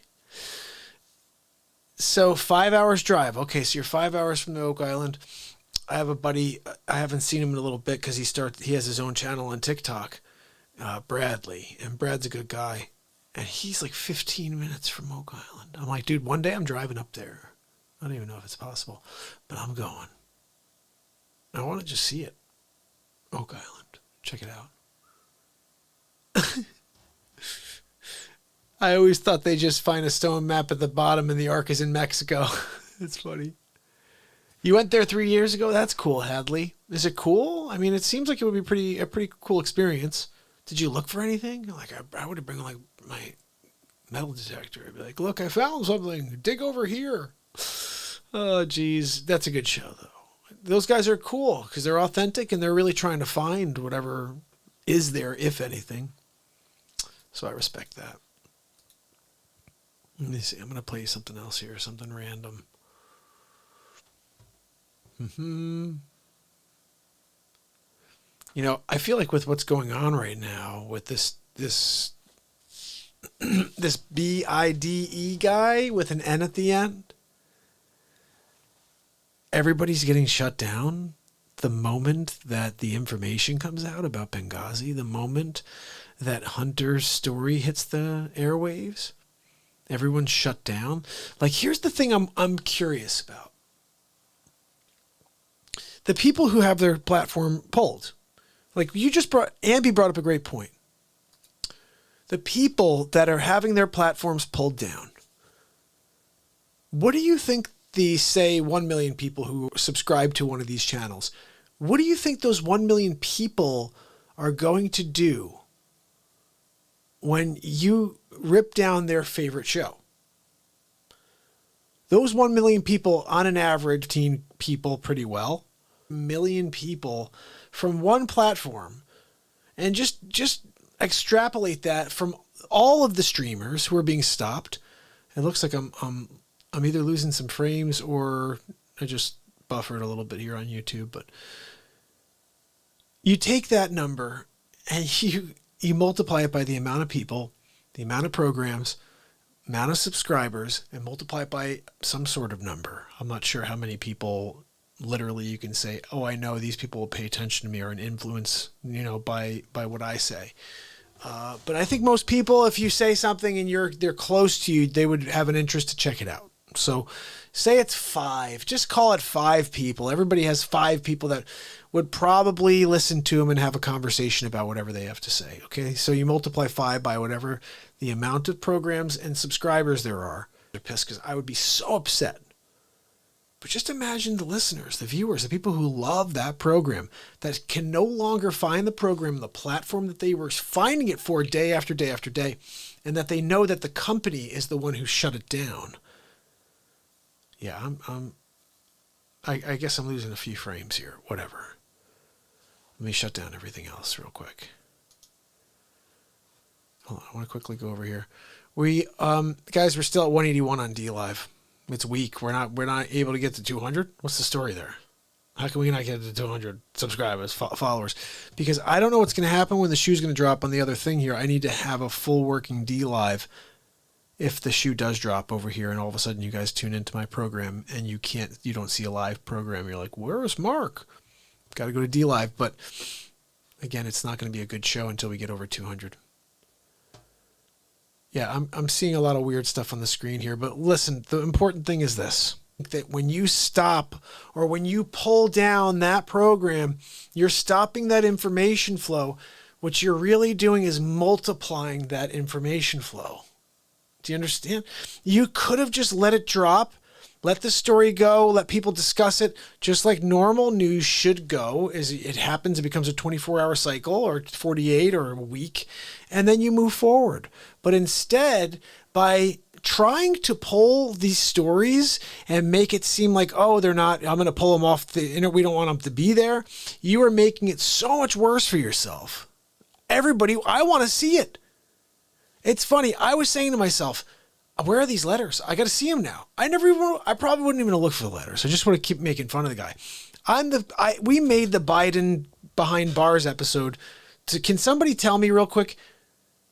I think you could tell. Episode 19. Just type in MARKPIRES Donald Trump Show episode 19. And then push enter and see what day did I upload that? What day did I create that? That would be the day after I actually created it. Okay, so whatever day it is, just go back a day and say, Mark, you made it on this day. Because I want to know. I think that story on OAN dropped, and the very next day I did that clip, or right around that time. Jim, how are you? I just saw a program that has 581,000 subscribers use that same exact clip and cookie cutter. Oh, look at this. Yeah, it's. And can you believe that? Look at this. I was like, ugh. They should see the Joe Biden. The version I did is so good. Episode 19 is solid. Episode gotta flow. I love that, Sid. Somebody see if they can pull that up for me and let me know what day did I upload that? What day did that get created? Episode 19. Because I just want to say, I've been calling for this for months now, since I dropped that. We're at episode 30. We just did episode 30 tonight. So just that gives you at least a sort of a range. Episode 19 is Biden Behind Bars. And it's the OAN episode where I spliced in and Trump just rips Biden apart. And then you see Catherine Zeta-Jones and you see Stifler's, the guy who banged Stifler's mom and all those other, 2 months ago. Was it literally 2 months ago to the day? Was it 8/16? That would be something. 2 months to the day. But regardless of the exact day, I would like to know the exact day if possible, but it was still 2 months ago, and now they're talking about it now. Okay, look, let's bring it up. It's a weird thing that I have, like, just a kind of weird observation. In 2016, this is what I saw. They dropped the Trump story about the Access Hollywood tape about a month and a week before the election. And in my estimation, if they had dropped it 3 weeks before the election, they would have won. Hillary Clinton would have won.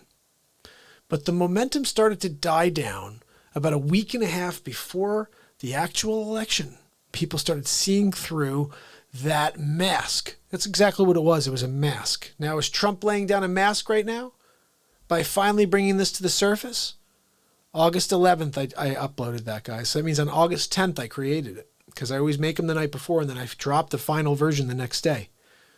So August 10th, 2 months and 6 days ago, I created Biden Behind Bars. Today they're talking about the same topic. They're talking about this whole Ukraine situation. I feel like we should play it. The thing is, I hope this doesn't get me in trouble by playing this. What do you think? I'm going to just play it. Look, if they kick us off, see me on DLive, get me 19 more so we can hit over 200, guys, because if we don't, we're in trouble.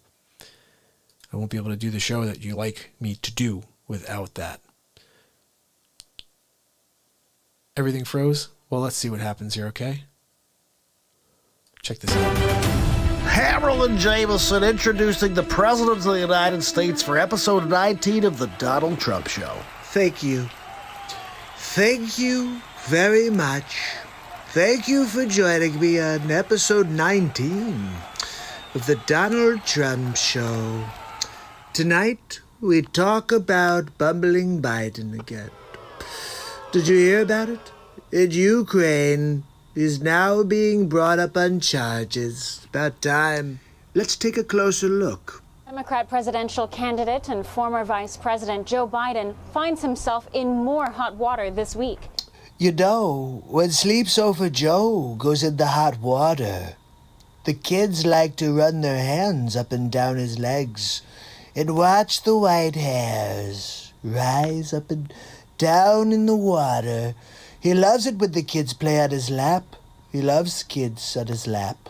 Just confirmed, a Ukrainian court ordered Joe Biden to be formally listed in a criminal case.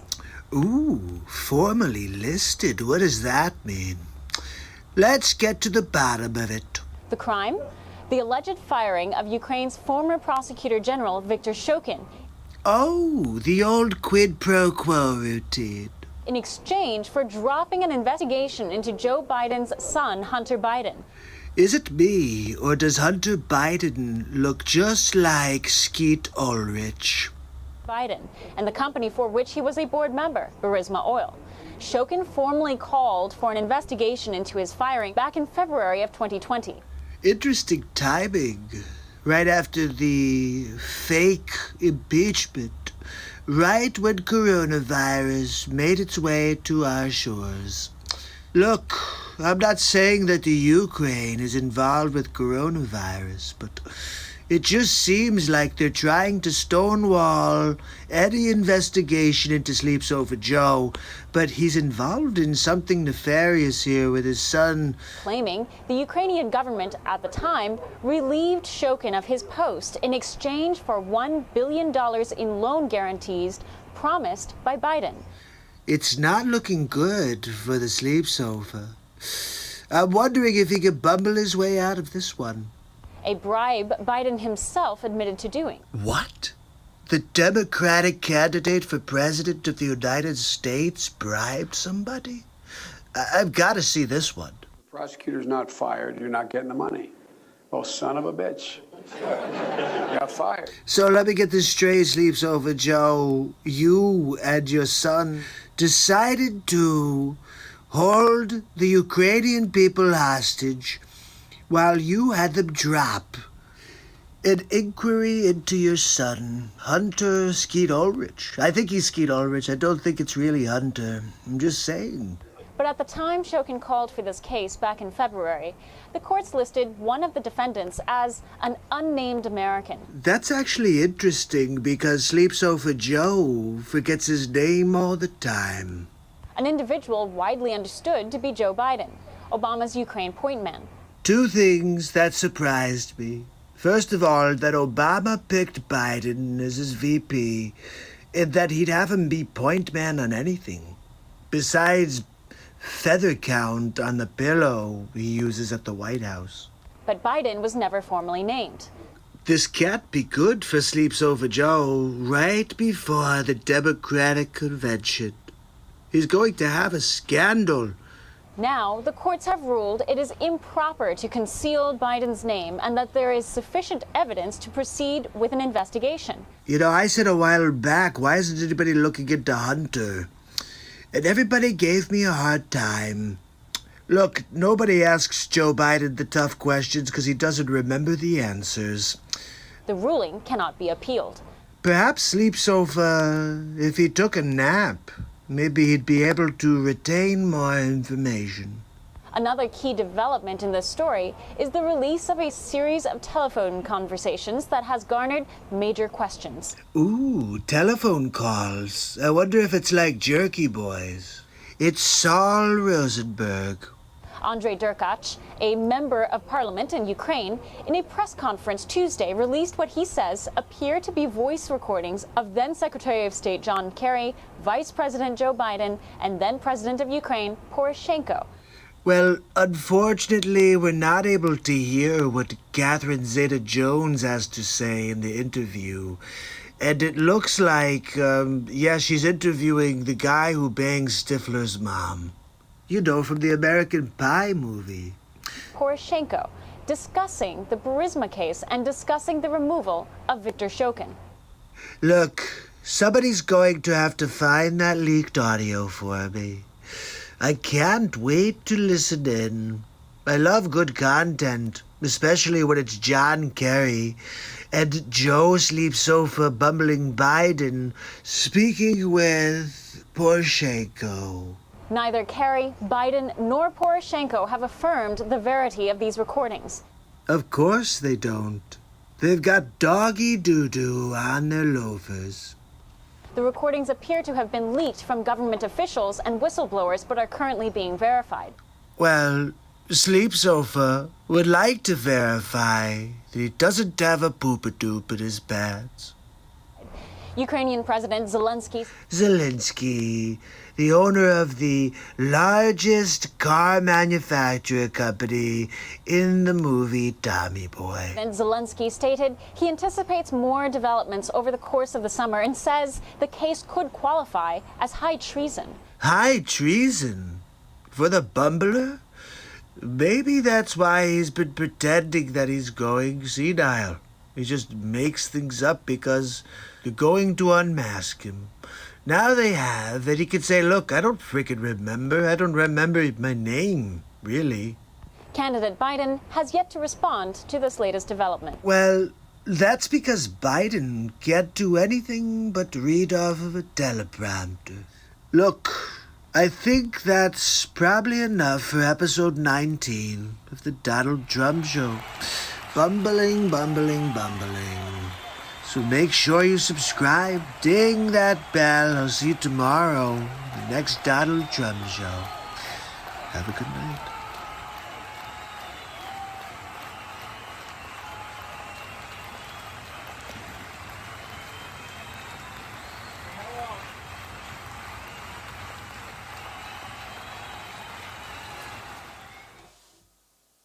Oh, yeah.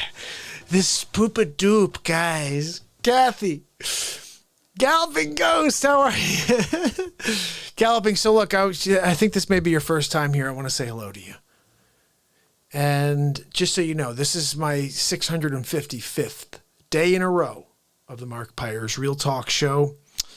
It's a positivity-based platform. We play music, we laugh a lot, and I don't swear. I mean, I think people come on, and when I interview people, I want them to be themselves, but for me, whenever I'm on, this is a 5 to 95 platform, 105, whatever, centarians would. We're probably getting bored of people that are going to be over 100. Actually, with all of the GMOs and everything that they've introduced since then, is the lifespan still, on the rise, or is it decreasing? Somebody should let me know that. Oh, Nino Bambino. He changed his account, or it's a different account. Galloping Ghost, my brother. How are you, pal? And Jim Williams. How are you, Jim? So good to see you, pal. Let's see who's on with us. If I missed anybody while I was in the middle of taking care of Max and all those other things. But Kathy, I saw a couple of your messages. I was like, Kathy gets it. Oh, yeah. Guys, I keep saying the craziest thing to me, Kathy, is that if you watch the timeline, here's the timeline as I see it. Sleeps Over Joe is in his basement already, okay? Donald Trump comes down the escalator. He's like, look, I'm winning big league. I'm going to take this, going to get rid of all the bad Mexicans. And all of a sudden, from that day, the narrative went to racist, xenophobe, anti-Semite, which is the one I laugh about most. People still say that. He's an anti-Semite, okay? I got to hear about that. Nino said I was in a strange dream. I got to know what that was about, Nino. But so since that moment, the narrative went to anti-Semite, xenophobe, racist, Hitler. These are the four things I hear most when people, they equate Donald Trump to those four words. So here's my question. If that was the case,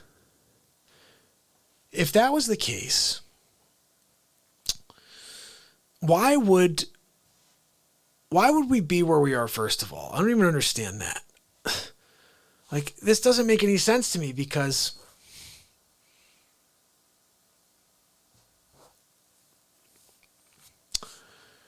you don't even get a day to do your job?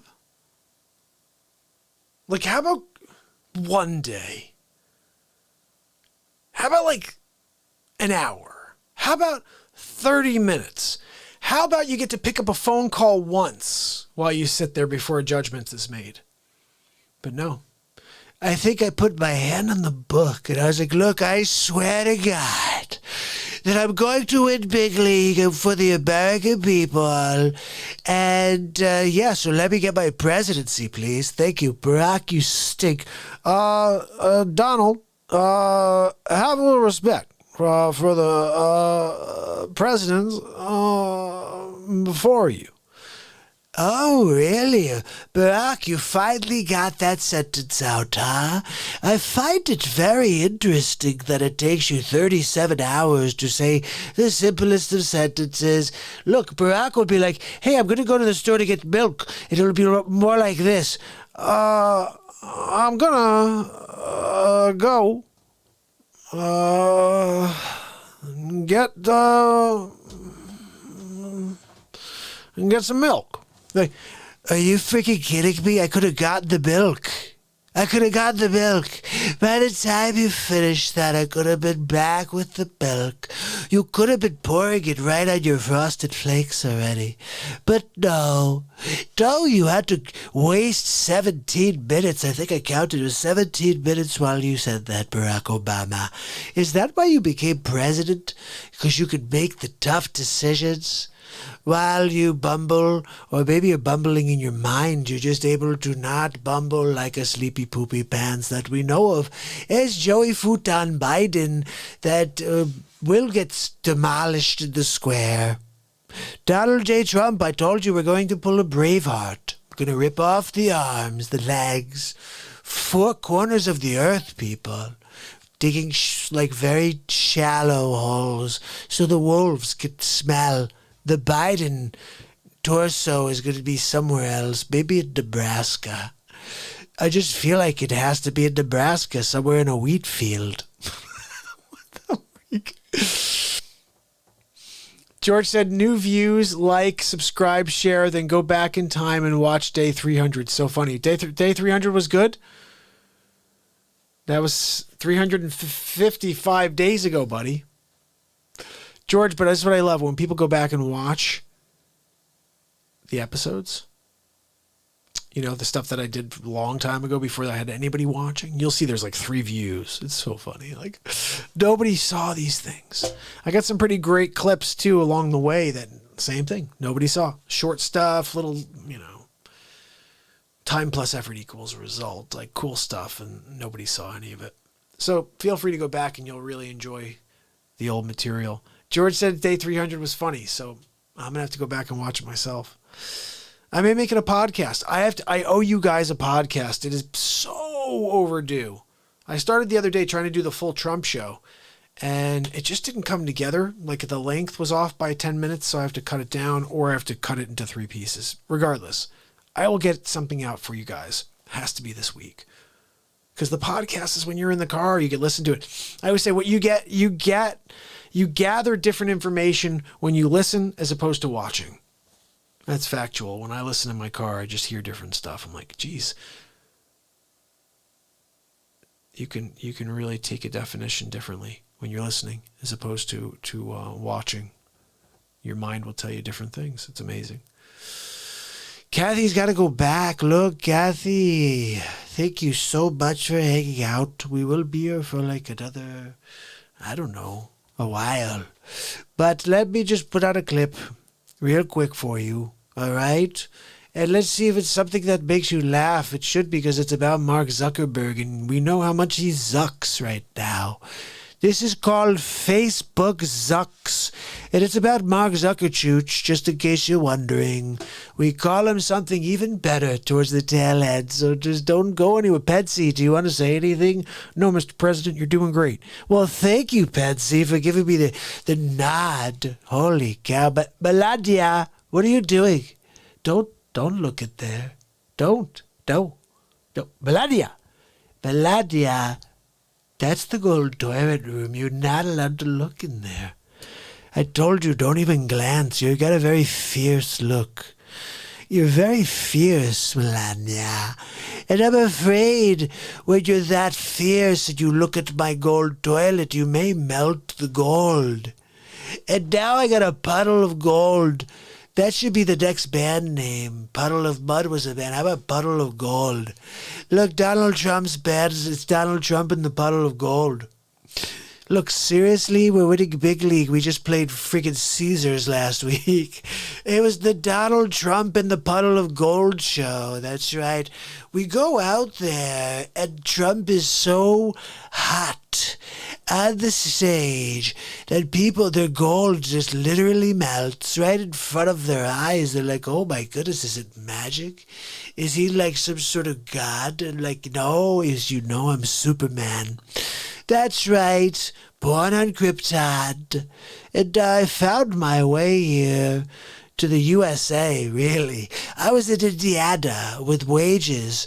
And, like, I think we grew up in the same house. And, like, his papa came out and he's like, oh, look, a little naked boy hiding underneath the bushes. But really, I crawled under the bushes and stay away, man. And I got under this truck. It was like a truck. It may have been an 18-wheeler. And he goes, little boy, come out, little boy. I said, look, buddy, my name is Donald J. Super Trump. And I've been winning big league ever since I was born on Krypton. And my father, Jarrell put me on a private ship, really, with the destination of Indiana cornfield. So look, I'm here now, and I wanted to ask you, sir, do you mind giving me some friggin' clothes, like maybe a diaper? I mean, I'm just like flapping around in the wind here, like really? Look, the Super Trump is on all levels, if you know what I mean. Look, they call me a Don S. Trump, Super Trump. But look, you have to understand, this is why coronavirus doesn't really affect the Trumper. It kind of comes in one ear and out the other. You know that old saying? That's what the corona did with me. Look, the bottom line is I paid it in gold. I had a second gold toilet. And I was like, hey, coronavirus, how about instead of you kind of giving me a problem, but you just give me the lighter version of the coronavirus? And you can have this gold toilet to kind of just leave your crap all over you and your stupid coronavirus. Do you know what I mean? So he took the gold. He's gone now. Oh, guys, I'm out of my freaking mind. Vote, big league. Look, guys, if you don't vote, Jarrell can't lose. No, you're right. Listen. Paul, my buddy. So good to see you, Paul. My buddy Paul is here, guys. It always makes me happy. Here we go. Episode 17 of The Donald Trump Show. Facebook sucks. It's Harold and Jameson live with episode 17 of The Donald Trump Show. Thank you for joining me on episode 17 of The Donald Trump Show. Tonight we talk about Facebook and how much it sucks, right? I mean, seriously, Zuckerberg. I gave him every opportunity to do the right thing. But he keeps censoring the conservative point of view. Look, if you're going to censor everybody. Let's take a look at some of these clips and see what's going on out there. You have previously given testimony to the Congress saying that there is not editorial manipulation that disadvantages conservatives. So wait, so you're telling me that Mark Zuckerberg told Congress that he does not censor conservative content? That is laughable, really, right?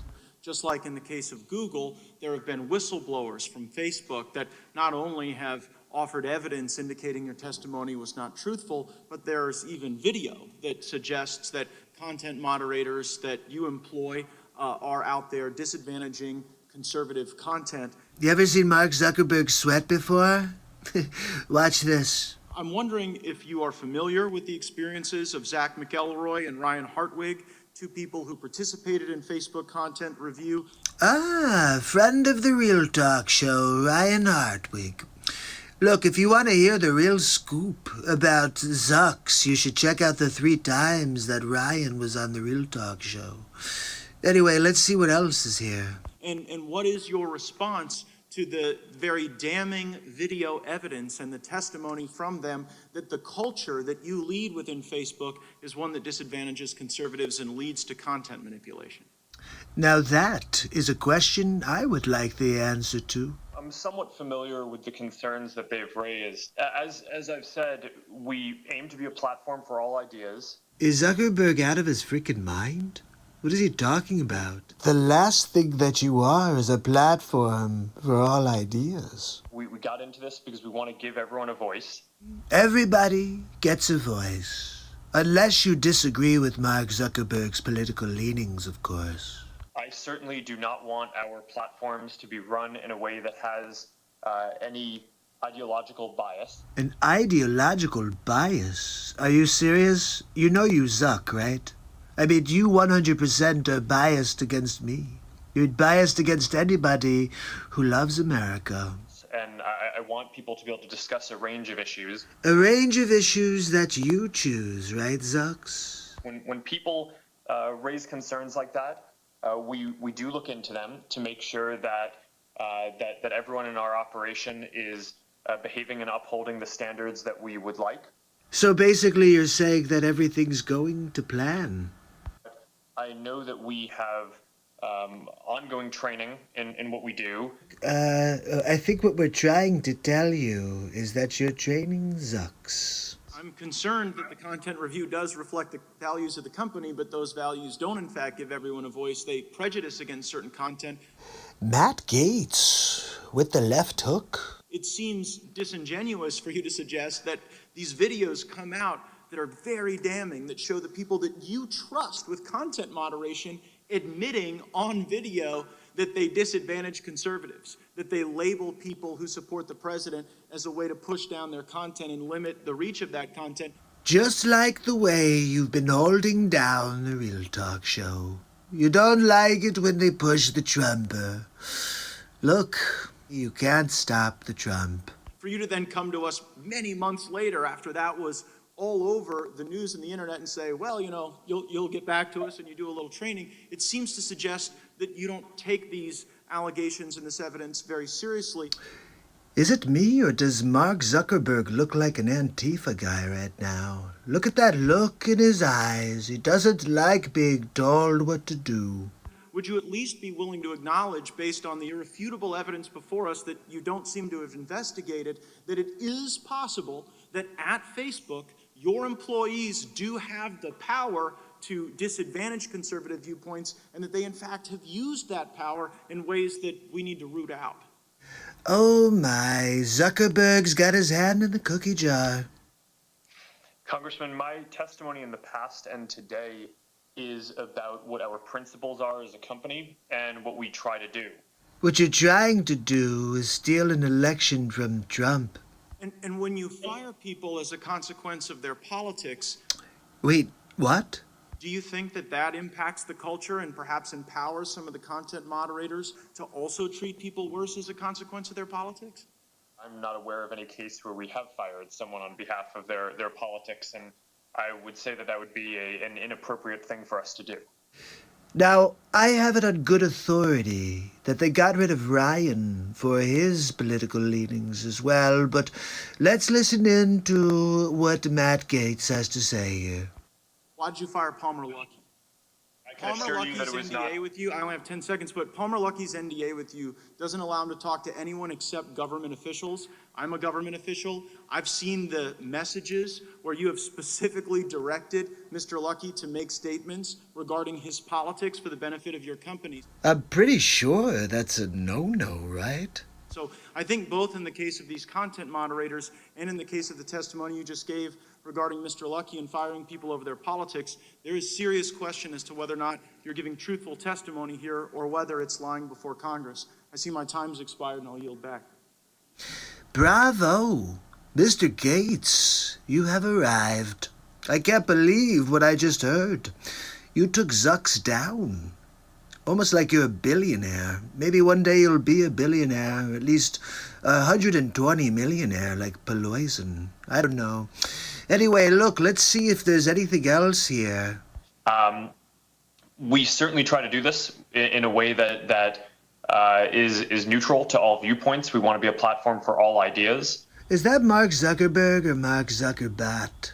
We're a platform for all, for people to have a voice, everyone but Trump. I don't think you build a social product with the goal of giving people a voice if you don't believe that people being able to express a wide variety of things is ultimately valuable for the world. And we try to make sure that our policies and our operations ultimately reflect and carry that out. Then how could you ever censor the Trump when you know the world values everything that I say?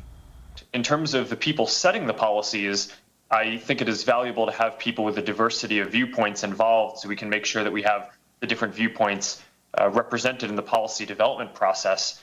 Guys, look, it's Diversity Mark. And we also consult with a number of outside groups whenever we develop new policies to make sure that we're taking into account all perspectives. Are you kidding me? That sounds like something that he just made up. I mean, you said you reach out to outside groups. Can you think of one conservative outside group that you reach out to and use as a content moderator? I have to say, this guy's fantastic. His line of questioning gets right to the heart of it. Congressman. Did you hear that? Yeah, you're caught out, Mark. I'll tell you, this should be the trial of Mark Zuckerberg. Real quickly, can you briefly explain the approval process for third-party fact checkers and how many fact checkers does Facebook employ? We work with about 70 fact-checking partners around the world, and the goal of the program is to limit the distribution of viral hoaxes, so things that are clearly false. So you're not doctors, but you feel you could censor any doctor who talks about success that they're having on coronavirus. I think that's an overstep of your powers there, Zucker Dick. We don't ourselves want to be in the business of determining what is true and what is false. That feels like an inappropriate role for us to play. Says the guy who's playing that role. Look, I have a feeling we're going to have a part 2 of Facebook Zucks, so stay tuned. And I'll see you tomorrow on the next Donald Trump show. Have a great night.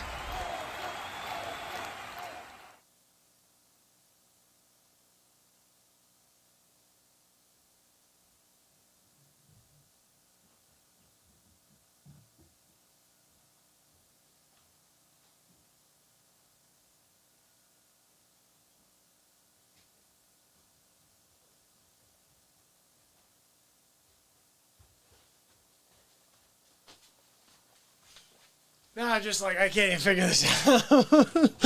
Oh my goodness, guys. I'm the worst at this timing thing. Oh my goodness. I think what we have to do here is play something crazy for you. Marin, how are you? So good to see you. Chris, good to see you. Kyle, my brother. Guys, can someone pop on the DLive link? Actually, let me see if I could do it. If you guys can help us out and get to 200, we're almost there. We just need 19. As far as I checked last, it was just 19 away. Let's see what we have. I'm going to play one more. I kind of want to play one that I haven't played for you in a little bit. But every time I play it, I get kind of kicked in the head by Warner Brothers.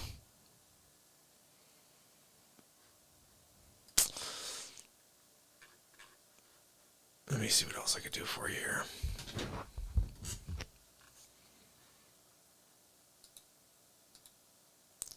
I dropped a new quote today. Did you guys see that?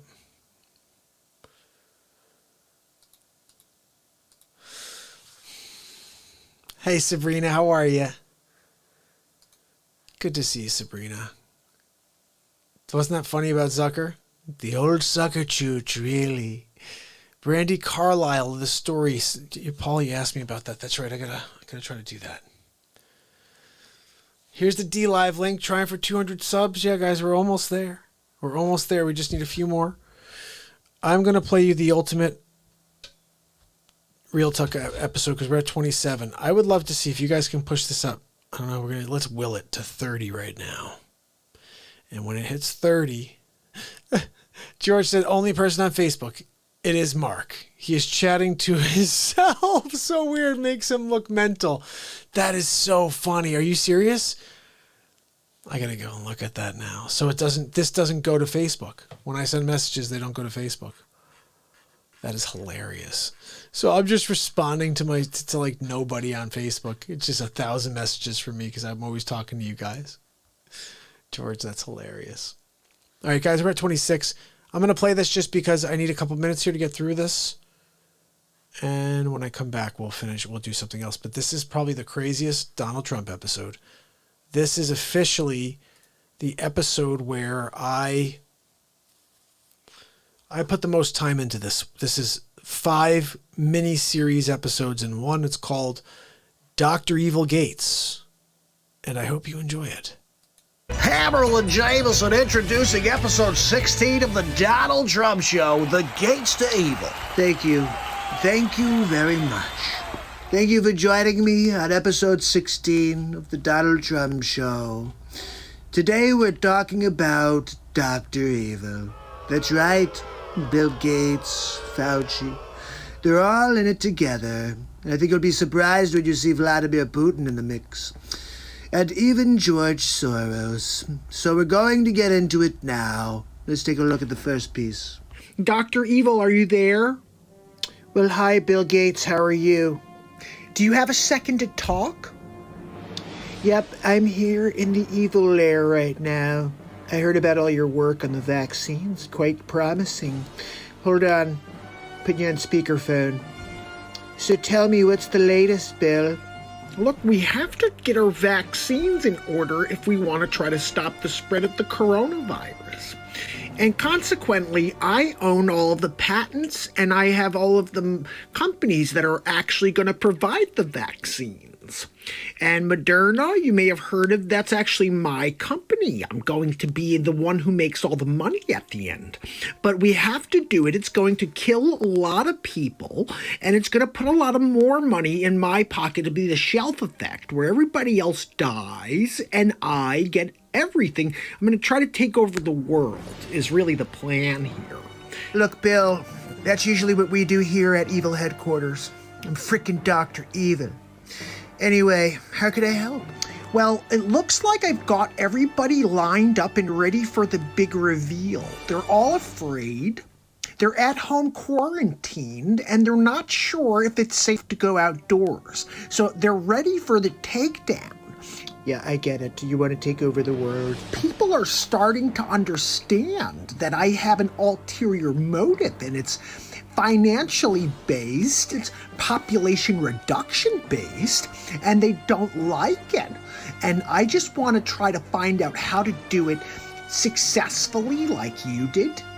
I don't have time to give you the ins and outs. Do you have any tips or suggestions that you can give me? Well, Bill, fear seems low. I would release the murder hornets. Well, I really appreciate your advice, Dr. Evil. I know you've gone through this before. I do take over the world at least once a month. I think it's very important that we do this the right way. The right way is the only way. If we do it correctly from the beginning, then I'm going to be the leader of the world. Look, Bill, I'm going to be honest with you. What's yours is mine. I'm just going to do it all myself. I already released the murder hornets. Don't open your windows. Frankly, I was shaken by the images. I could not believe it when I had this YouTube video sent to me. These things are going on behind the Trumpers' back. And I don't like it. No. We're going to stop the Dr. Evil. We're going to stop Bill Gates. He's not even a freaking doctor. You know that, right? He's not a doctor. Doesn't even play a doctor on TV. He just pretends. He walks around, puts a stethoscope on, I think, when he's at home. Melinda, look, I've got a stethoscope on. I'm a doctor. No, you're not. You're just a stupid billionaire. Well, look, let's keep going. Let's see what these morons are up to. Number 2, get me Bill Gates. Dr. Evil. Bill Gates is on the evil monitor. Bill, it's Dr. Evil. Oh, hi, Dr. Evil. How are you? I'm doing great, Bill. So glad to get you on the line again. I think it's about time we release our secret weapon. Can you get him on the line, number 2? Dr. Evil. Call on the evil monitor. Dr. Fauci. It's Dr. Evil. Hello, Dr. Evil. Look, Fauci, we need you to continue pushing the narrative. If we want them to take the vaccine, they need to be scared. We need the public to believe that they're in danger. And the only one who's in control of that right now is Dr. Fauci. Well, we have to be very careful. Can't let the president know what we're doing. Look, we need to continue to push fear. If we want them to take the vaccine, we're going to have to pretend that they need it. So I'm going to get onto every network station, and I'm going to continue to push the narrative. I'm thinking about deploying the murder hornets. We should probably be searching for a murder hornet vaccine as we speak. This sounds like a great idea, Dr. Fauci. Get on it, and I'll see you guys soon. Just remember, keep me apprised. Wait, no, hold on, I'm not done. We're going to have to continue to act stealth with this mission. One more thing. Don't forget our mantra. We all need vaccines. That we all need vaccines. And I will eventually take over the world.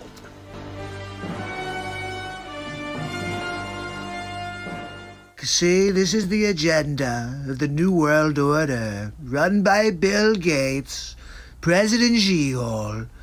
They drop a virus, I call it the Fluhan, on the world. They cripple the global economic system. They put everybody in quarantine. They gotta wear a mask. You can't go out without a mask. And everybody's still fine. The death rate's like the frickin' flu, and they say everybody must get a vaccine. Look, I'll tell you what, I'm Donald J. Trump, and I won't be getting a vaccine. You've got an immune system for a reason. You don't need an immunity like a vaccine made by people like Fauci that just are trying to line their pockets with dollar bills, y'all. So take a look at this last clip. Kinda pisses me off. He called me on pocket dial. You'll see, take a look. Number 2, get me Bill Gates on the evil monitor. Dr. Evil, Bill Gates is on the evil monitor. Well, hi, Dr. Evil. How are you? So glad to speak to you. I'm just here talking to the press right now. Is there something I could do for you? Oh, Donald, I'm sorry. This is actually a pocket dial. I'm gonna have to call you back. Okay, Dr. Evil. Number 2! That was too freaking close, number 2. I'm sorry, Dr. Evil. Bill Gates on the evil monitor. Hi, Bill. It's Dr. Evil. How are you? Hi, Dr. Evil. How are you? I'm good, Bill. Are we still on track to take over the world?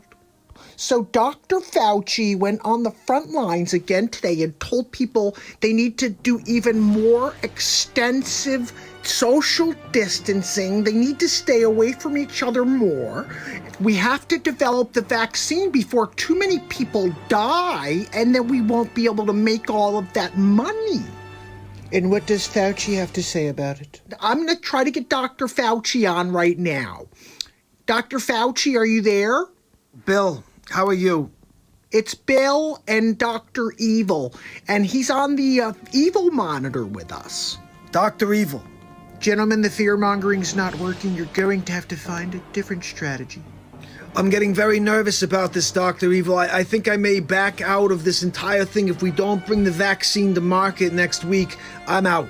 Take a breath real quick, Dr. Fauci, because we're almost there. All right, we put all the money out there. We have the patents, and we have everybody at home right now. So all you have to do is continue the narrative. The president is starting to become suspicious of Fauci. Dr. Fauci, we really need you to come through for us here. Look, the president is smarter than he pretends to be. Fauci, failure is not an option here. I'm sorry, gentlemen, but I will not take a fall for 2 megalomaniacs.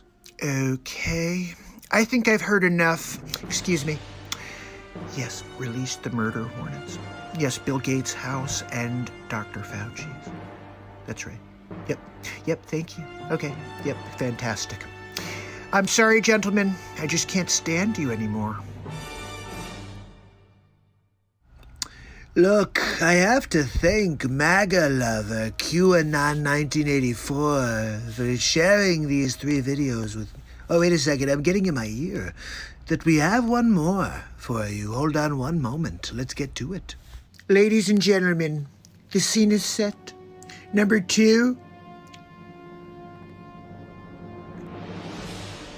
Dr. Evil. Vladimir Putin's on the phone. Dr. Evil, it's Vladimir. I have the news.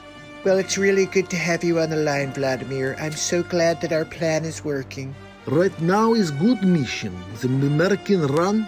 Look, all I want you to know, Vladimir, is that we have to put the pressure on. More cities. They riot in the street. Good. Now to part 2, our secret weapon. You know who I'm talking about. Let's get him on the line. Dr. Evil. George Soros is on the line. George. Dr. Evil. What's the deal? Can I play too? What you got going on over there? Give us the scoop. I want to play. Let me put you on speaker. Yep, here we go. What do you got, George? I'll put money in as well, and we could take over the solar system. We have to find a way to stabilize Donald Trump as well. Bring Trump Walker to me. I will turn him, or I will destroy him. You know, I have to say, I did not expect to see George Soros turn into Emperor Palpatine. Who knew? Who knew that Emperor Palpatine was really George Soros? Typecast. Typecast, really. I heard he also played Jabba the Hutt. They didn't really even need to use any makeup. Look, the one thing I'll tell you about Donald J. Trump is I keep my friends close, but I keep my enemies closer. I'm gonna call Dr. Evil right now. That's right. We're gonna have a conversation about all of these videos because I don't like when people come after the Trump. Hold on, people. The phone is ringing. Number 2. Dr. Evil, there's a call on the evil monitor. It's Donald Trump. Thank you, number 2. Hi, Donald. It's Dr. Evil. How are you? Dr. Evil, you're live right now on the Donald Trump show. Oh, really? Okay, hold on one second. Let me put you on speaker. What can I do for you, Donald? You're actually the subject of episode 16 of the Trump show, and I just found 4 videos, quite incriminating. And before I send them to the high courts, I just wanted to see if you have anything you'd like to say. Well, Donald, simply put, I'm freaking Dr. Evil. Look, Dr. Evil, you know, we've had a pretty good working relationship in the past, but that all comes to an end now. Next time you think you could take advantage of the Trumper, just get ready for a steaming pile of rockets all over your face. I'm gonna drop them all over your evil compound, wherever it is. I wish you lots of luck on your search, Donald. We're gonna find you, Dr. Evil. I'm going to find you. Look, Donald, I really don't care how you feel. Sorry.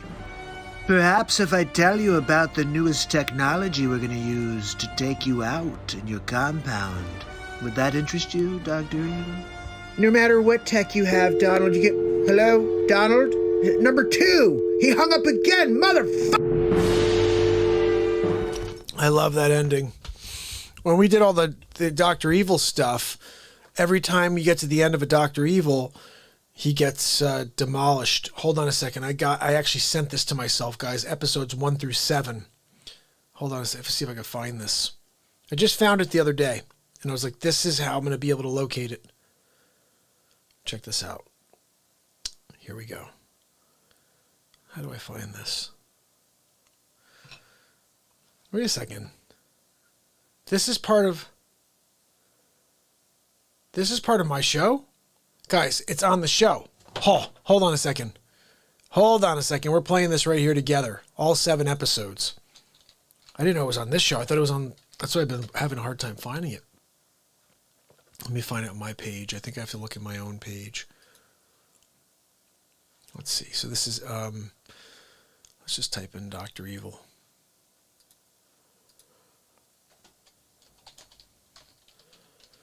Come on, really? You can't spell Dr. Evil. You got to get like a semicolon in there or something. What are you doing? Let's see if we can find it. If it's here. I found it, guys. All right. Are you guys ready to see something silly here? This is what I did before I had video to do these Dr. Evils, okay? Check this out. Hello, I'm Senator Lindsey Graham from Hey, Lindsey South Graham. Carolina. Here we go. Check this out. When you make more gifts and wows. You make more statements.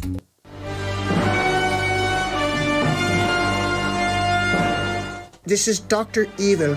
I have a proposal for you.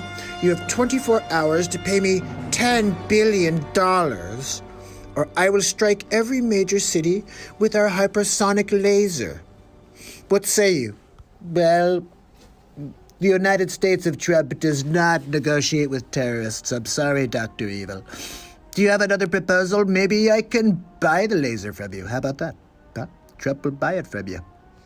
But that's not on the table. I'm freaking Dr. Evil. Dr. Evil. Obviously, you've never read The Art of the Deal by yours truly. Trump always wins. Big league. I'll buy the laser. That's it. Or you can laser your eyebrows off. Whatever. I don't really care. And I win big league. Read the out of the deal, call me back. Bye. I don't agree. Hello? Did he just hung up on Dr. Evil. He just hung up on me. What the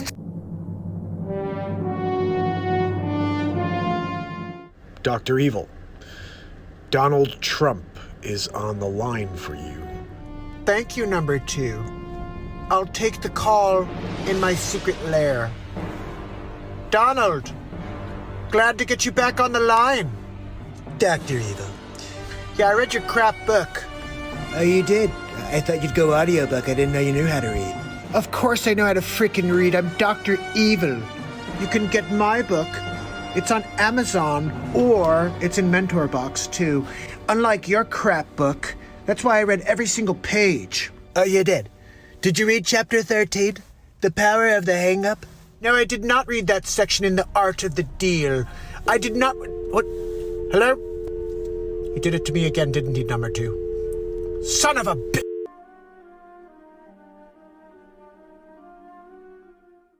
Donald Trump. Dr. Evil. Dr. Evil. Third time's the charm? It always is. Perhaps.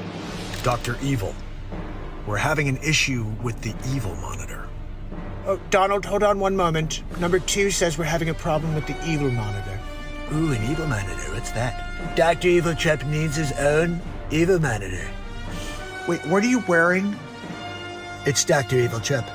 You're freaking wearing Dr. Evil's clothes. Look, I know you took my wardrobe. This is what I wear at night. Yes, it is a wig. You know you stole your character for Dr. Trump. Dr. Evil, what is an Evil monitor? I've got to get one. Is it on Home Shopping Network? My Evil monitor's rebuilt from you. Hello? Donald? Number 2, he did it. He did it again, number 2. Motherfucker! Let me introduce you to the basic technology of there we go. That's the beauty of being monetized. Number 2, did you see the latest? I've installed one of my own henchmen against Donald Trump. Can you please pull him up on the Evil monitor? Thanks. Hello, Mini-Me. Dr. Evil, I'm firmly planted within the facility. This is wonderful news, Mini-Me. If you want to try to take out Donald Trump, you're going to need Mini Bloomberg. It's going to have to happen. I have to be involved. I'm a billionaire. I'm going to put my money out there. You think I haven't dealt with bullies before? Number 2, get Donald Trump on the line immediately. Dr. Evil, I have Donald Trump on the Evil monitor. Donald. It's Dr. Evil. Dr. Evil. How you doing today? I'm Trump-tastic. How you making out against my friend, my henchman? Mini Mike? You may know him. That's my guy. Oh, you sent Bloomberg over? Oh, that's great. I'll play ping pong with his head. How about that? Oh, big league. We're gonna win big league. Well, you better watch your back, Donald, because he's coming for you. Oh, I'm really worried, Dr. Evil. I'm so scared. Oh, ooh, I'm shaking in my boots. Hey, Dr. Evil, hold this for me. And if you don't... Hello? What? Hello? Number 2. Again, number 2? You're supposed to warn me. Son of a bitch. Donald Trump. It's Dr. Evil. Dr. Evil. I understand you were in India. Were they India? In India? Did you hear that, number 2? I made a joke. And it was a very funny joke, Dr. Evil. India was phenomenal.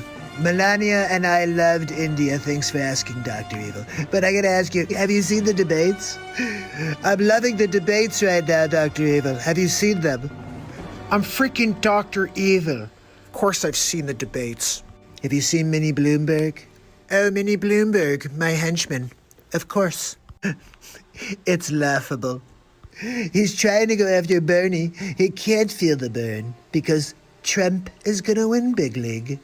Donald, I just wanted to find out, have you seen my present? What present? Did you get me an Evil monitor? COVID-19? That's what I did. We're winning on everything except for COVID-19, so thanks for sending that to me, Dr. Evil. You are so welcome. I gotta tell you, Dr. Evil, it's gonna be tough for Corona right now. I mean, seriously, Who wants to go to a bar and ask for a Corona right now? Oh, what can I get you? Can I have Corona? What? No, I'm sorry. I meant a Corona beer. This stock must be in the toilet. Could you hold for 1 second, Dr. Evil? Number 2.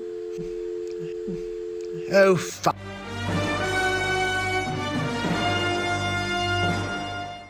Mini-Me, it's Dr. Evil. Dr. Evil, What is this that I hear you're bowing out of the race? I spent $600 million and didn't even make a dent. I did not give you permission to do that. I don't think Donald Trump could be stopped, Dr. Evil. I don't know. You may have to try another sauce, but I gave it a shot. Gave it the old college try, so to speak. You're supposed to be my number 1 guy. Mini Mike, out. I just have to put my weight behind Bernie. Let's see if I can get Bernie on the line. Number 2, please get Bernie Sanders on the line for me. Thank you. Dr. Evil, Bernie Sanders is on the evil monitor. Hello? Hi, Bernie. Yes, it's Dr. Evil. Oh, hello, Dr. Evil. Look, Mini Bloomberg didn't really do what I was hoping, so I'm thinking that I'll back you. You take out Donald Trump. I get to take over the world. I can't be bought, Dr. Evil. Let's get with the frickin' program. I'm Dr. Evil. Let's try to get him to feel the burn. Maybe after a while he'll want to know what it feels like to be burned. What? Number 2, I made another joke. Very funny joke, Dr. Evil. If you get me in office, I'll do whatever you want. This is wonderful news, Bernie. The Democratic Party, this is the 2nd time in a row. It's a coup, Dr. Evil.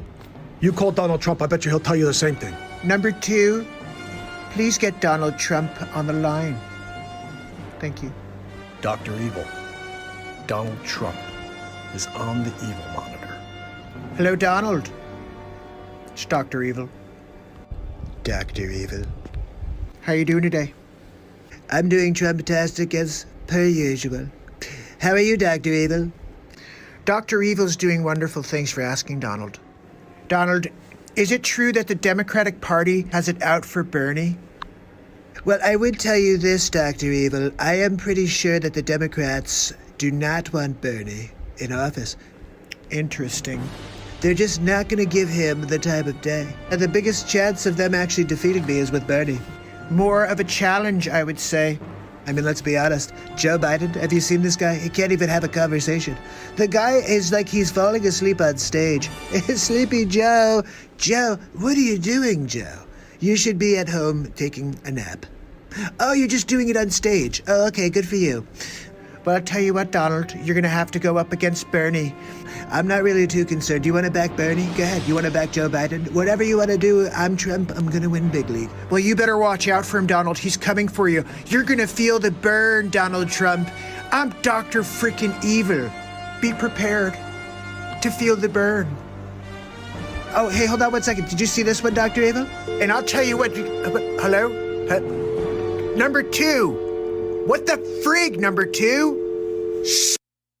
Today, I'm going to show you the 5 foods you must avoid eating if you have arthritis. Son of a bitch! There's more. Number 2, have you seen the outcome from the coronavirus? I have seen, Dr. Evil. Congratulations on your success. Frau, did you see? I did, Dr. Evil. Perhaps Donald Trump, he just wants the world to come to an end? Everything's on lockdown, number 2. I've got him right in my hands now. Number 2, can you get Bernie Sanders on the line for me, please? Thank you. Dr. Evil, I have Bernie Sanders on the evil monitor. It's Bernie Sanders. Bernie, it's Dr. Evil. Oh, hi, Dr. Evil. What's happening to you out there? You're falling apart at the seams. What is going on? First Mini Bloomberg, now you. You're terrible. Oh, the world's against me, Dr. Evil. We're going to have to figure this out, Bernie. The Democratic Party doesn't want to go socialist. The people, they're not coming out and voting, Dr. Evil. I don't know what else to do. You gotta throw more money at the problem. I may have to drop you into the pits with Mustafa. What do you think of that? No, please, Dr. Evil. I may have to call it quits soon, Dr. Evil. I did my best. You can't put your thumb down on me any longer. This is Bernie. Out. Oh, crap. We have to get Donald Trump on the phone. I want to hear what he has to say about this turn of events. Number 2, can you get Donald Trump on the line for me? Thanks. Dr. Evil. I have Donald Trump on the evil monitor. Hello? Donald, it's Dr. Evil. Dr. Evil. How are you today? Just wanted to see how you're doing with this outbreak. I can't stop it. I can't stop it, Dr. Evil. Why did you send the coronavirus to the world? I'm freaking Dr. Evil. It's my destiny to rule the entire planet, Donald. You're making the world a terrible place, Dr. Evil. How do you sleep at night? I sleep like a dream, Donald. Well, I'm surprised you sleep at all. I can't believe you sleep at all, Dr. Evil, because it is vile what you've done. Donald, look, I will rule the world. Well, you know what? I'm going to tell you 3 things I don't like about you, Dr. Evil. You've got a temper. That's number 1. I don't like people with a temper. Number 2 is your number 2. I don't like number 2. Oh, but I love number 2. I have a problem with number 2, okay? I'm going to send Mike Pence for him. Mike, I need you to go and do that for me. Anything you need, Mr. President? As soon as we can find his location, I will we'll basically drop a number 2 on number 2. Okay? Thanks for coming out. And number 3, Dr. Evil? Hey, Bill O'Reilly here, and I am a short distance away from our nation's capital. Cabot, are you freaking kidding me? Bill O'Reilly? Cabot. Donald, hello? Number 2, you're supposed to warn me when that happens. Son of a bitch! And squeeze. That's it, guys. That was it. So doing the video stuff, I made those. There is one more that was made about Dr. Evil having the cure to coronavirus. If you want to see that, I can play it. We just did about 30 minutes of Dr. Evil. Oh my goodness. And giggles, I'm hoping that this is a tough thing. You're going through the worst of things, especially when seeing the person you love most, look up to most, I assume, going through this 2 weeks without eating. And there's nothing positive that can be said about the situation, but it does bring some warmth to the situation that you can find a way to at least set it aside for a few minutes here and get some laughs, and I hope that continues. And if there's an episode you specifically want to see, my friend, just let me know, and I will. I'll play it for you. You've been on enough now where you know most of these episodes, so if you want to see one that you're like, oh, I love episode, just let me know, and I'm here to play it for you, buddy. In fact, this one I think is one of the funniest episodes because I play roughly 15 voices. Let me see something here. I actually want to play, because we're dealing with the SCOTUS pick right now. Let's play this. Check this out. It's Amaryl and Jameson live from the studio. We head to Donald Trump, who's back. That's right, out of retirement for episode 26 of the Donald Trump Show. Thank you. Thank you very much. Well, I'm back. Can't believe it. Look, they didn't expect me to come back so soon, but there's just so much information about Sleeps Over Joe. And of course, we're dealing with the new SCOTUS pick. Look, we're talking about a very talented judge here. Amy Klobuchar and all of these other people had a problem with the Republicans and how they handled it before I became president. And now they want me to hold the seat open because Ruth Bader Ginsburg has a dying wish, really? Oh, did she not ever read the Constitution before? Because the Constitution, well, I'm about to go into exactly what the Constitution says. Actually, let's listen to the people that are now saying, leave it open. You can't do it, we're going to impeach you. Let's take a look at the tape. the issue is we have to do our jobs. That is the issue, Klobuchar. That's exactly why I ran for president in the first place, because none of you are doing a job for anybody but yourselves, really. Yesterday, we had 4 constitutional experts from around the country, from Chicago, from North Carolina, and they all said the same thing. They said shall means shall. Oh, thank you, Amy. I'll take that as a pat on the back, because I just nominated someone yesterday. When the Constitution says that the President shall nominate and that the Senate shall advise and consent, that is what it's meant. You know, Klobuchar sounds very level-headed right now, but all of a sudden they're going to impeach me? Well, she said that they do it, but now they want to... I'm confused. I really don't know. Well, so it's okay for you, but not for me, right? We have been through incredible civil rights differences in this country and conflicts, yet we have always filled the seats on the Supreme Court. I really don't understand, Clappertuber. How is it that you could be okay with filling the seat, except when it's Trumper? It seems a little racist towards the Trumper, really. Are you a xenophobe towards Trump? I think you're a Trumpophobe, really. The judicial branch is supposed to be insulated from the politics of the day. You know, Amy, why don't you say that to your face? That's why we are demanding hearings and asking for an up and down vote, just as the Constitution asks us to do. Where the frig is CNN when you need them?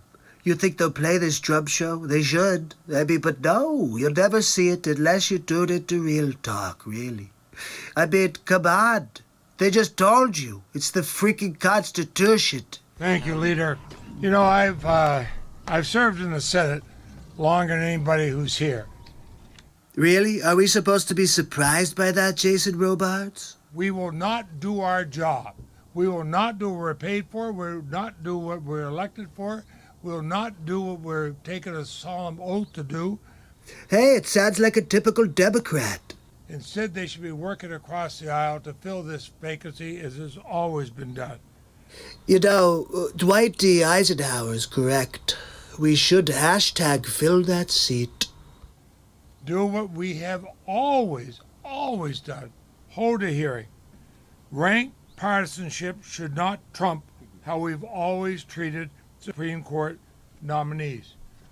Look, I'm really sorry for the broken record crap, but look what they're talking about. And now they're like, oh, let's impeach the Trumper. You can't fill the spot. Ginsburg had a dying wish. Is that in the Constitution? Did you see that? Let me see. Does it say anything? Oh, Article 379, if Ginsburg has a dying request. The obstruction they're contemplating is unprecedented. Actually, Feinstein, everything that the Democrats have been doing in the last 4 years is unprecedented. Really? There's plenty of precedent for Supreme Court confirmations in this situation. Oh, tell us more, Feinstein. 14 of the 112 justices in our history were confirmed in the final year of a presidential term.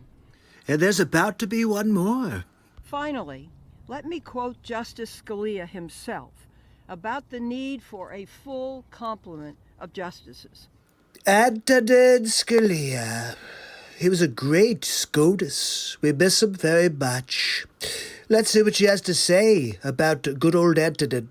Quote, the court proceeds with 8 justices, raising the possibility that by reason of a tie vote, it will find itself unable to resolve the significant legal issue presented by the case. End quote. Well, Feinstein, I have to thank you, I guess, for giving me what I need to finalize the nomination, really. It says in Article 2, Section 2, Clause 2, that the President, quote, shall nominate, and by and with the advice and consent of the Senate shall appoint ambassadors, public ministers, consuls, judges of the Supreme Court, and all officers of the United States. That's pretty unambiguous. It doesn't say may, it doesn't say shall, except on election years. It says shall nominate. Look, Phil Dunphy said it best. I think you get the point. The Democrats are just a bunch of whiners, really. And we're going to push our SCOTUS nomination through. And we're going to win Big League anyway and get 4 more years. But they told you everything you need to know about precedent. Look, you heard it from the Democrats. They said 14 times a SCOTUS was nominated the year of an election. We're about to make it 15 people. That's right, and we'll win Big League anyway. Look, I'll see you on the next Donald Trump show. Have a good night. We kicked through that one as well, my friends. Let's see what we got. Exiled, Galloping, Daniel, my people. I know you guys are having a spirited debate on the chat. I love you guys. We're here 51 likes. You guys are awesome. And we still have 25 people kicking it here at 1:45 in the morning. I love you guys. This is awesome. You have a 10-year-old, Daniel? I've got a 10-year-old. I got a 5-year-old, and I got a 12-year-old. I did that out of order because you said the 10-year-old. But it's crazy. Kids are awesome, but they're a ton of work, as you guys know. And ridiculously expensive and also require constant attention. My wife is all over them, which is like awesome. And she allows me to get down here early enough to start a face swap for you guys every night. But it's definitely not the easiest thing in the world to do with 3 kids. Definitely. Daniel's son is 10, his daughter's 6. Good for you, buddy. So you kind of got 2 out of the 3 that I have. I got 5, 10, and 12. You got 6 and 10. In general, every kid is a ton of work. And the more kids you have, the more work it is. Because here's the thing, is like that when you have 2 kids, you could split the time. One parent takes 1 kid. But when you get to 3 kids, you're playing zone, which is kind of weird. You know, you're like kind of like in the middle, like, okay, where do I got to be right now? Like, okay, that that one needs me to get over here. One on one knee, one on the other knee, and the spouse is the other. So you're playing zone. It's a whole different ball game, you know. And I think also, though, at the same point, no, that's just, each kid is just so much work. Because even as one gets a little older, they have get different problems to deal with. And then this one has problems. It's like constantly shifting. And what's that old, it's like as soon as you figure out the problems that they're going through, they're on to new problems. It's like, well, what the freak is the point of all this? Can't we just go to the last problems and just solve them now? And so you can just enjoy your life, kid? How about that? Because this life is short. And, you know, I want my kids to be able to enjoy it. I want them to be able to get the most out of every second. I want them to squeeze that lemon and get every single piece of citrus out of it. It's a weird analogy, but I really do. I don't want them to waste anything. Look back and see like a full lemon that they just kind of partly squeezed. Do you see that? Some people do that. It's like a partial squeeze. What's left in there? That's fine. I'll just use the next lemon. What? No, squeeze the heck out of that lemon. In fact, where's the sledgehammer? I'll beat the hell out of that thing for you real quick. Oh, my goodness. I've been dropping random frames every once in a while, but look, we're here almost 3 hours right now. 2 hours, 53 minutes to be exact. I kind of want to play you guys for release real quick. Do you mind?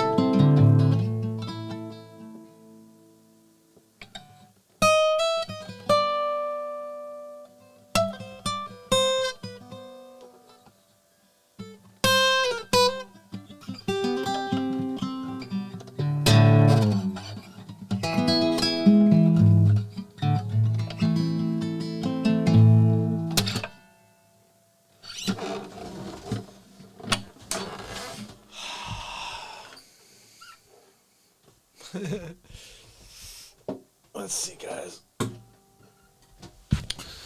That's the for release right there. One of the coolest songs in history.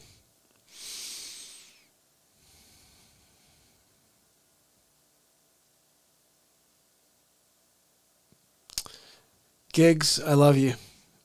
I hope I can give you one piece of positive advice here. If you got a second, say it. If you got 5 seconds, say it 5 times. If you got an hour, just make sure you express everything you need to express. I was driving home from work one day. I'm a real estate agent during the day, which has been interesting lately, to be honest. Driving home, I called my wife, and my grandmother was in hospice at the time. I had seen her with my brothers, my mother, with my wife, with the kids. We all went down there about a week earlier. I'm driving home. It was a beautiful day. I remember as the sun was starting to go down. I just said to my wife, you know what? I'm thinking about heading down to see Grandma, see if I could spend a little time with her alone, you know? And she goes, yeah, go. I got the kids. Just go. I'll see you when you get back. Go spend some time alone with your grandma. And my grandma was 88. She had finally, developed cancer at 88, somewhere in 80s, late 80s. So she led a nice long life. Okay, so for the first part, I'm just thrilled she got to live such a long life. I'm not sad about that. I went down, and when I got there, it was kind of nice because it was just, I walked into the room, she's by herself, and it was sad at the same time. I knew she's like just waiting for that final breath, and nobody's with her for it. I gotta say, I love that you're doing that, Giggles. So I sat down with Grandma, and I got a chance to tell her what she means to me. I got a chance to say the words that I knew that I would miss being able to say. I got a chance to look in her eyes one more time and tell her how much I love her. And though she'll be gone, she'll never be out of my mind, out of my thoughts, out of my prayers. And so as I sat there with Grandma, holding her hand, putting her hair behind her ear, I was able to say goodbye properly. I was able to let everything I know and love about my grandmother out. And I helped feed her. I remember she had her little apples and everything. She only tasted at that point. But I took her around for a walk around the whole floor in her wheelchair for about 45 minutes, just talking to her. That hour and a half to me, it's irreplaceable. That's time that I will never, ever forget. And when she died the next day, I was very sad, and I'm still sad, but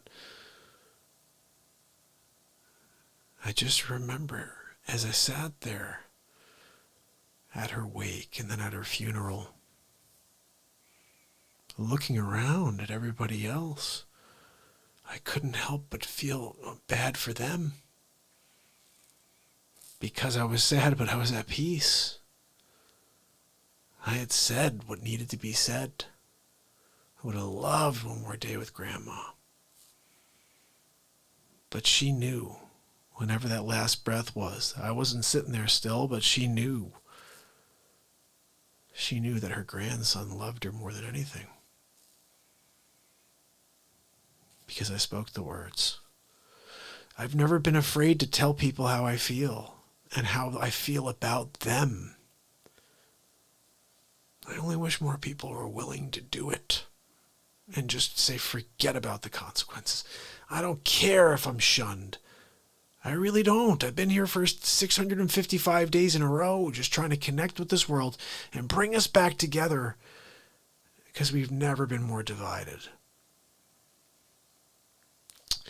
You know, sometimes it's situations like thinking about Giggles' father and what he's going through.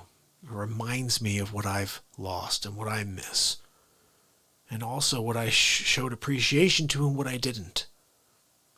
So therefore, this is a horrible time for you, Giggles. But what you're doing is filling your soul. And one day, you're going to have this same experience I did. I know it's hard to see it right now. But trust me, it will be. And you're going to look around at every single person there that's crying and missing your father and missing that opportunity to say the words that you got to say over and over. You also have to live through the pain. You have to live through all that heartache that he's going through as well. But you get the reward of spending these moments with him while everybody else gets to dream about saying goodbye. So I hope, if anything, that helps. And just remember, we're here. I'm always here for you. And I'm sorry to get so somber on you guys. When I think about my grandma, it makes me sad. You know? But, yeah, grandma's still with me.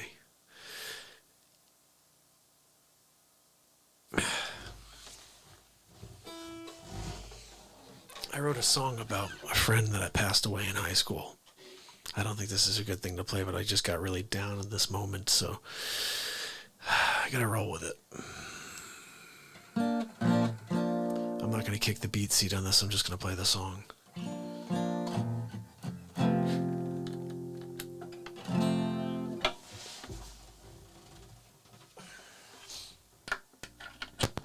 So this is called The Last Song. This is the last song.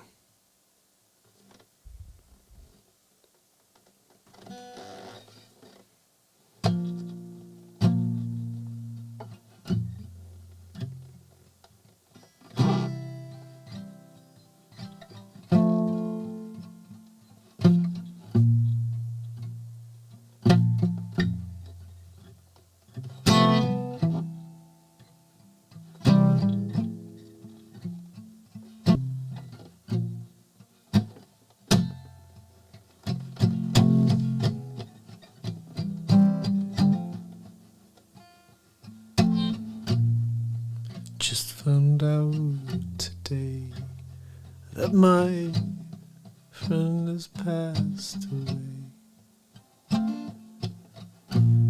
leaving life at such an early age. I tremble at reality, overwhelmed with how fast we all fall, much faster than we can stand.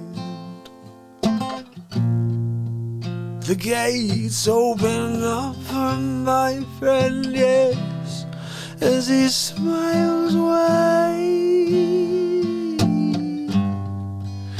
I know that I feel you here tonight.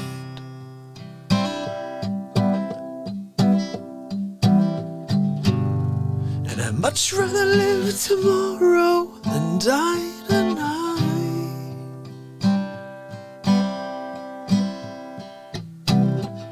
Sleeping quiet and peaceful in heaven's light.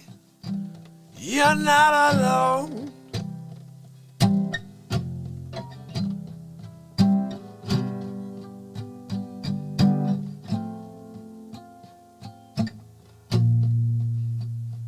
Legions of angels traveling by your side. Destination, it sees its own way through the affliction we feel inside, destroying the lives that we built before they've had a chance to grow. And I know that I feel you here tonight.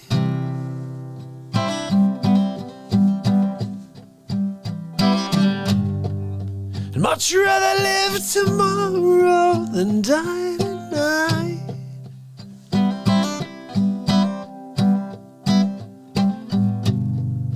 Sleeping quiet and peaceful in heaven's light.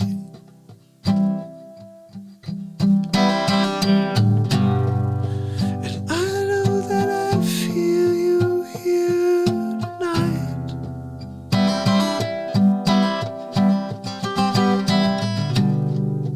Sleeping quiet and peaceful in heaven's light. Oh, you're not alone. Not alone. Legion of angels traveling by your side. Don't worry, he says, it's okay. You'll see me again.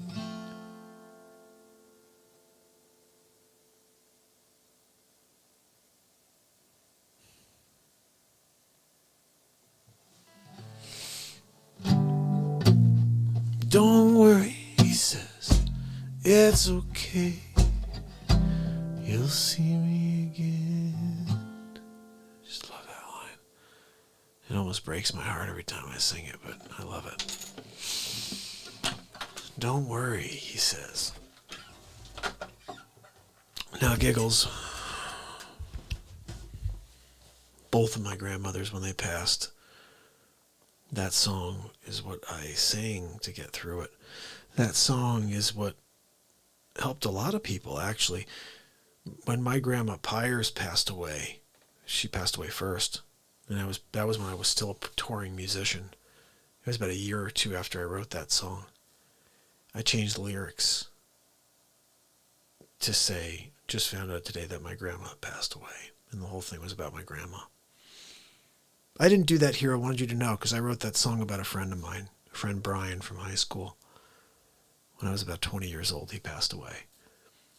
And that song came out of me. I didn't know him that well. Like, I think I even went to his wake, and I played it at his wake, and I remember a bunch of his friends were like, I can't believe you wrote that song about him. You didn't even really know him. And I was like, that's a weird response. So I was impacted by Brian. I hung out with Brian a handful of times in my life. He was a great guy. He was a state champion wrestler. He had a drive that was inspirational. And now when I'm 42 years old and I look back at the 21-year-old me writing that song, I didn't understand the words. I didn't understand what was coming out of me, but he was inspirational. That's why the song came out of me. I'm inspired by people. I'm inspired by life. And every time something inspires me, I'm going to bring it to the surface in form of a song or in form of a face swap or this. Just every moment of my life, we're going to be here together, just putting it all out there. You know what I'm saying?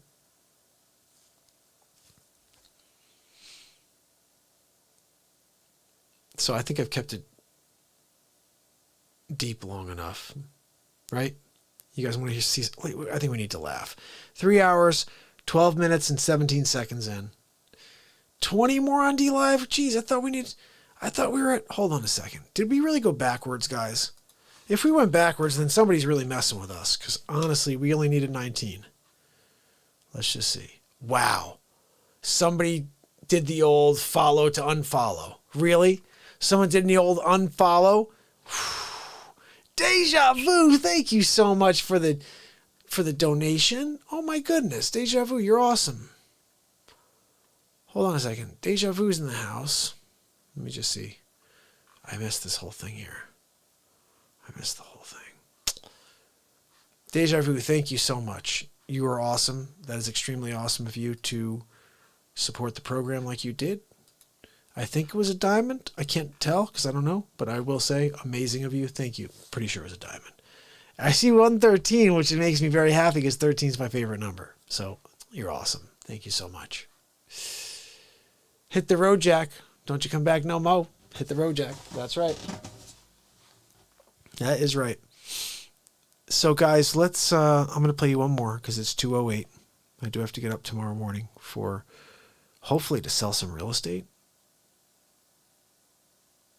Guys, I've said this before. I'll say it again just so you know. I have to keep reminding people, okay, until I could figure out how to make this my profession, which is very far away. I don't know how the hell that's going to happen. Until then, I have to still find a way to support the 3 kids, my wife, and all of the other crazy stuff in my life. So the only way that happens, I think, is if the family out there says, you know what, I need to buy a piece of real estate. I got to sell a piece of real estate in Birmingham. When I interview 3 agents, I'm also going to ask Mark to find me a 4th agent from Berkshire Hathaway. Fatty's back. And here's the thing. You don't pay anything for this. This is a free service I offer. It's me basically giving you one more person to interview. If you like that person and use that person, when you buy something, will pay me a referral fee. That's how it works. If we can get enough of those leads coming to the Real Talk program for me to get these agents that you love, because the way this works, I don't just find you an agent. I interview agents. I pre-interview agents for you so you don't have to spend the time doing it. You're going to interview people. I'm going to find someone better because I know what questions to ask. So take advantage of this service. It's a free service to you. No matter where you're moving, you're going to sell a house in Texas, let me know. You can interview Keller Williams, interview Coldwell, interview 3 people. Let me find the person from Berkshire for you. Let me do the research. Let me find you someone great. If you like them and use them, they will pay a referral fee, not you. And like I said, I'm pretty sure if I can, let's just pick a number. If I could pull in like 10 of these a month from the family, from all over the country, that would allow me to probably step away from real estate. I'm thinking about this. Maybe 20, whatever, but it's a number. Like there is a number. If I can get enough leads from the family. Hey, Mark, I live in Texas and I want to sell my homes. Wade just fell asleep. He's back. I love you, brother. Oh, buddy, you're so awesome. You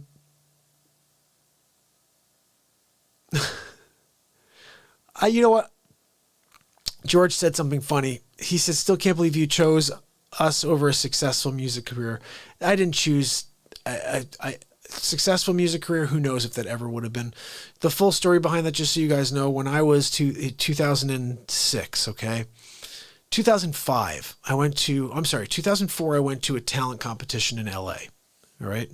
End of 2004, going into 2005. So I go to this talent competition and it's acting, music, and acting and music. It's for like, they're looking for professionals. They're looking for talent. It's a talent competition. And so basically I went down there and I was like, I'll try both things because I used to love acting. It was like one of my other favorite things. But I went there and I went there with my guitar. I went there to show off one thing, and that was my ability to play guitar and sing and to write music. I'd written already at that point probably 70 or 80 songs. So I go down there and I meet this guy. I'll just say because I think it was more of a pseudonym. His name is Mosey. And Mosey's there, and he's at this thing. He used to work for a company called Jive Records. And so Jive winds up basically sending him to all these different events looking for talent. So I go up there, and after the first audition, what happens is you get into a room with these, it's like American Idol. I went into a room with like 6 judges. They're sitting there at a table, and you get a chance to play one song for 2 minutes. So I went in there and I played, you guys have heard it before, my song, You. I went in there and played You, and I got selected to the next round. So I go in and I do the next round. I make it to the next round. And before you know it, it's getting really small. Now this is something like 2,000 musicians, started really big, and now we're down to a very small group. So I all of a sudden became very close with this guy. And he's like, loves the Christopher Walken impression. He's like, hey, Tim, you got to hear this guy's Christopher Walken. I'm like, wow, Tim, it's crazy. Look who come down. Check out the show. And so we're getting somewhere, I think, right? He's like, you're going to do that. We're going to do this. You could do Christopher Walken. And I'm like, buddy, just get me. I want to just get out there and do my thing. I've been doing this for 8 years. So this is the funniest thing of all. He keeps telling me how I'm going to be their new artist at Jive. You're going to be our new artist. You're going to be our new artist. I'm like, great. So like a week goes by after this event, which by the way, so just how the event finished up. I get to the finals. It's down to 3 people. I'm one of the 3 people. And I didn't realize there was a time limit. Like nobody told me. I thought the finals, they let you do what you want to freaking do. Show off your talent, show off what you can do, showcase to the world. So there was like a huge, never had that big a crowd either. That was the biggest crowd I'd ever played to at that point. So I was kind of thrilled, you know. I got up there and instead of playing You, which I should have done, the guy goes, just do what you did at the auditions and just, you'll lock this up. And I'm like, okay. I got up on stage and I had this thought of playing a song I wrote called I Adore You into You. So it's 2 songs. Well, the crazy thing is I played I Adore You. And as I got into You, like right at the beginning of You, I noticed like my guitar cuts out. It's really weird. I'm like, oh, and while I'm playing, I'm like, oh my goodness, I must have not put a new battery in, and now my 9-volt battery shot, and now the performance is shot. So I pick up the guitar into the microphone, and I'm singing. And so I walk along this road, and I'm singing into the microphone with the guitar. And like 30 seconds after that, they cut this off. And so I'm sitting there on stage just singing to a huge crowd of like from a stage with no amplifier at all. It was the craziest thing in the world. And so I finish up and I go downstairs, and what happens is after each performance you go to an area, and the different like the A&R people are sitting at different tables. You go and you sit down with them. If they call you, you go and sit down with them. So I got a call back from obviously him and a few others, and so I'm going down afterwards, and the bottom line is the bottom line, he goes, there's a group of people standing around him. They all wanted to get this guy because he was the biggest music act there. Jive was the biggest music act. And he goes, ladies and gentlemen, MARKPIRES, who took second place for playing 2 songs instead of 1. And everybody kind of laughed. And I was like, yeah, I didn't know there was a time restriction. And so anyway, the long story short was he was the only guy I wanted to talk to there. I had someone from another, it was like a Oak or something like that, another record company that was a country record company that was like, can you go country with your music? And I was like, I could, but I didn't want to change who I was just to be like, to form myself to be something, you know what I mean? So I said, look, I could. I mean, you could take all of my songs and throw a twang to it and you'd be like, yeah, that works. But I didn't go that route. I just decided to focus in on this guy, Mose. So he says, he calls me up. There's this guy, Tyler Hall. Tyler Hall, is that the right name? Something like that. Like 2 weeks go by, he goes, hey, look, we have this guy, Tyler Hall, that we've been working with for like over a year now, and we keep hoping he's going to break. And once he does, it will make room for you. Like this whole thing, like as soon as there's room for you. I'm like, excuse me? I got 7 albums under my belt already. You want to wait a year? I was like, sorry. So anyway, he goes, I'm going to start my own thing. I'm starting my own thing. Jive is going to pay for it. It's going to be a subsidiary of Jive, and you're going to be one of my first artists. It's like, sound good to me. Sounds good to me. Do me a favor. Send me a contract and just make it fair. You make money, I make money. Just keep in mind, I got 7 albums already. Like I don't have to write a thing, and we could put out, for the next 7 years, we could put out an album. And they'll all be awesome because I got some great music that I've never released to this world. And I'm telling this guy, like, he's heard the music. I said, buddy, we have 7 albums, okay? Just 7 albums of 13 songs. So the question that I have to you is, do you want to be a straight up dude and send me something fair? Or do you want to try to play the game of, here's some green guy who's never signed a record deal before. Let me see if I can take advantage. Well, he chose option B. I get this contract, and I called up this guy who's like he's a music attorney, brought him the contract. I said, do you mind taking a look at this for me? Does this look okay to sign? I'm thinking about signing it and sending it back today. He said, no, hold on. I said, no, don't, what? No. I was like, yeah, shouldn't I just sign it here? Or should I just prick my finger in blood and put it on? And what do you think? Is that good? Let me do it now. And he's like, no, don't, buddy, don't sign this. This is what Billy Joel signed. I was like, what? He goes, yeah, this is basically like what Billy Joel signed with Piano Man. He goes, do you know the story? I'm like, no, what happened? Billy Joel's brother-in-law stole the rights to Piano Man. Every penny that's ever been made for Piano Man has gone to Billy Joel's brother-in-law because he's a scumbag piece of garbage who stole the rights from Billy Joel. And he goes, this guy's like, he's like, they're making everything. You're making nothing. He goes, you've got a lot of material ready, right? I was like, yeah, 7 albums, bud. He goes, I would tell this guy, send you something fair or else, just, and I was just about to get married 6 months later. Also, there were lots of other little fine details to this deal. I would have had to sign this contract. I would have had to move my family to LA. We were just about to get married. We weren't a family yet. Just about to get married 6 months later. My wife would never move to LA. Her family's here. She's like, you can go. We'll work it out. You can go. But I'm not going. I'm not moving to LA. I'm staying here. I'm like, are you freaking kidding me? Like, I've been working towards this for 8.5 years. But then when you start thinking about how much do you really want something? I started thinking to myself, how much did I really want this? If this is the only opportunity I had and I had a lot of music under my belt, I'll tell you what, I didn't go knock on doors every single day for 655 days until someone opened a door and said, hey, who are you?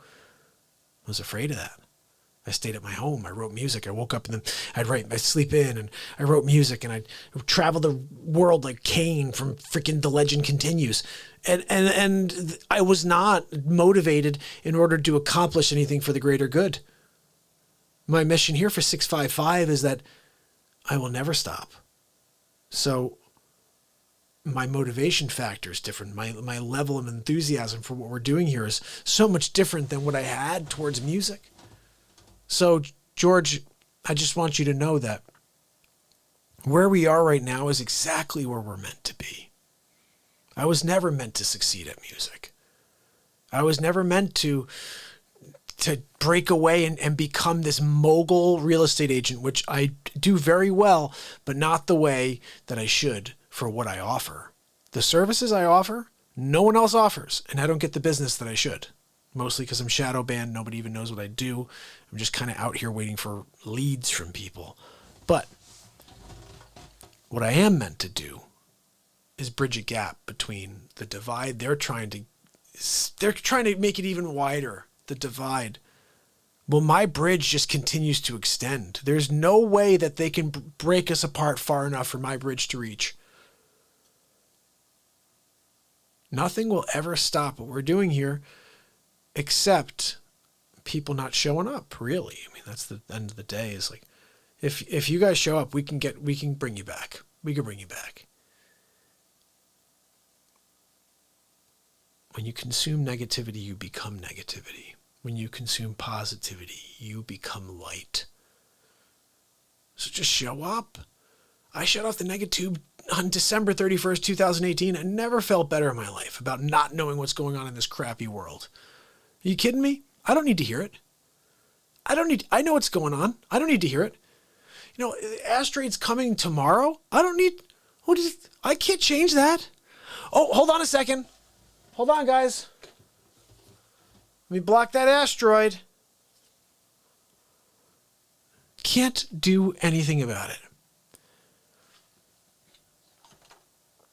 Let's see something here.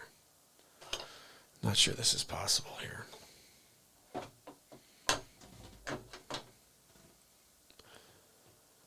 Let's see what we got here. Oops.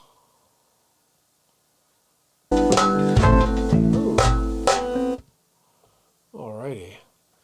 I'm going to try something here. Little card trick for my people here on this Thursday. You guys ever seen that commercial? That was like an old school car commercial from way back in the day.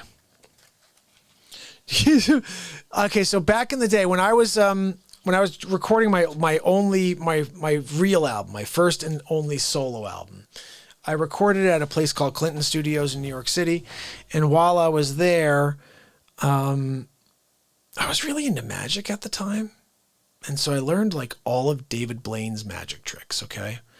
And so basically what you're going to see is a trick that I made up because based on a David Blaine magic trick, okay?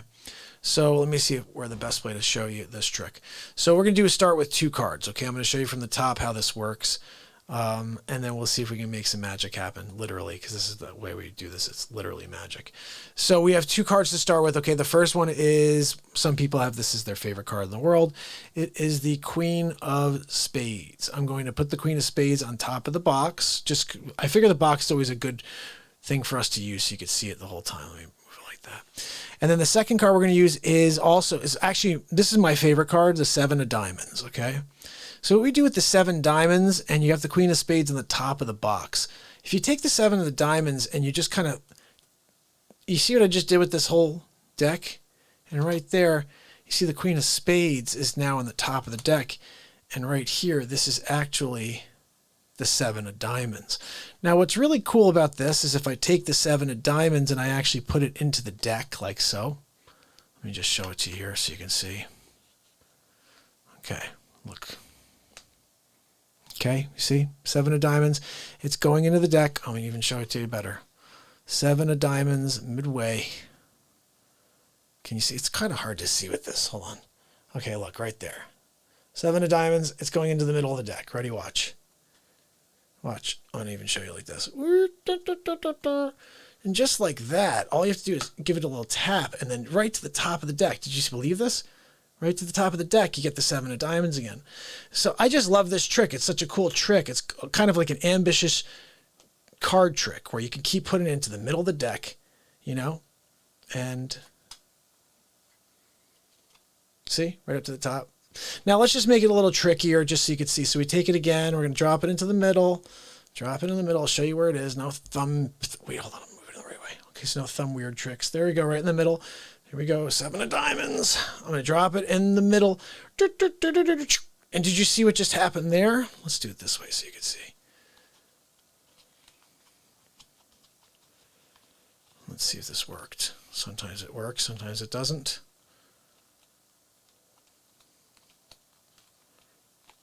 Oh, there you go, 7 of diamonds. Right to the top. How beautiful is that? Oops. So here's one more trick for you. So you have the 7 of diamonds. Bring it back to the top. So now it's right here in the top of the deck, okay? Here we go. 7 of diamonds, blah, blah, blah. Very cool. Let's try one more final trick, one more feat of magic. I'm going to take it right in here. Hold on so you can see this.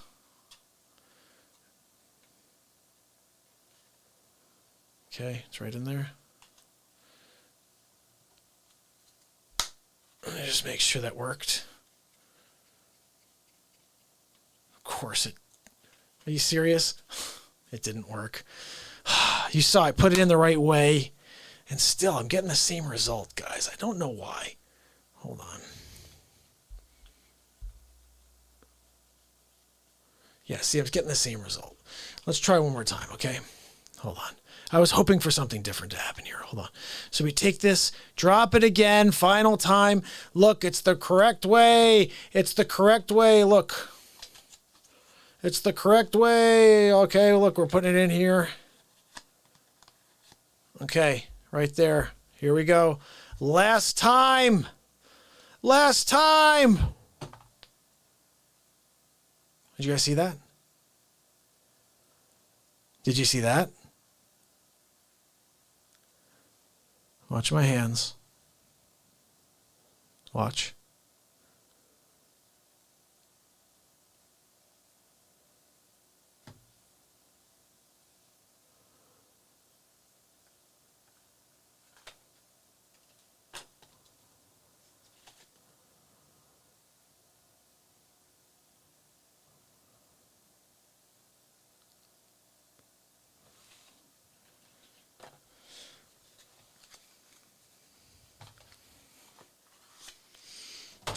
That's my trick.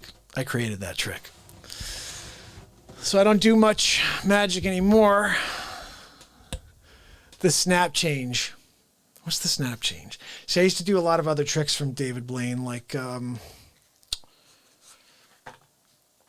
who's some of the other ones I used to know of his.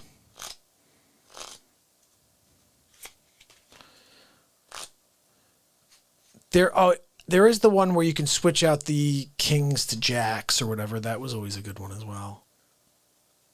But there's a lot of cool tricks you can do with magic. I don't do much anymore, honestly. It's kind of funny. I did a lot of magic and then I stopped like when my kids were born. That's like weird, right? Like you think I would do magic more when the kids are born. Oops. It's Hammerl and Jameson Live. I thought like at the time the stuff I was doing was so advanced. I'm like, they will never understand what the hell I just did. Like, what? The king just turned to the queen, to the jack, to the nine? Huh? Like, yeah, kid, come on, freaking pick it up. What are you, stupid? Oh, you gotta be kidding me? The ace turned to a freaking 7. The ace is no longer an ace, kid. Don't you understand it? I had aces, now they're freaking 7. This is, okay? What are you doing to me? Huh? You crazy? So anyway, that is just a little something that I never really do, but I do love magic. Oh my goodness. Oh, sorry. Guys. It's 2:30 in the morning. I'm sorry to yawn, but it's 3 hours, 34 minutes into the show. Another epic real talk program where we did some magic at the end. How about that? I'm going to play you guys something here. We just said I can pull a rabbit out of something, but not a hat. It's not a hat. We just love your brother. Yeah, I used to love the magic. You know what? The other thing I used to do, and maybe one of these days I'll film myself doing this, is levitation. There's a few times where I figured out the magic behind that. And just, you know, basically the truth behind that is there's no such thing. It's all trickery, but nobody has the ability to lift their body off the ground. Impossible. Okay, you can do some cool things with trick photography, with weights, with lifty pulleys and stuff like that. But anyway, I hope you guys enjoyed that. Two big CMEs, opposite sides, we may get hit. Oh my goodness. That's not good. Mark, how long is those? Did you say those take like 7 minutes to get here though? Like 7 minutes and 30 seconds?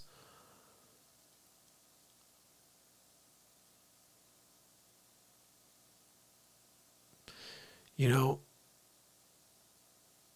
I had a friend who just dropped a really, really great, I wouldn't call it an article, but I'd call it an opinion piece about where we're going in 4 days. Jeez.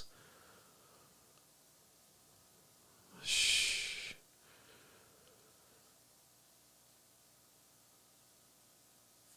You know, it is crazy. Like, we are looking at end days, guys. These are end days times. There's such a negativity in the world. There's a hatred. The evil is at an all-time high.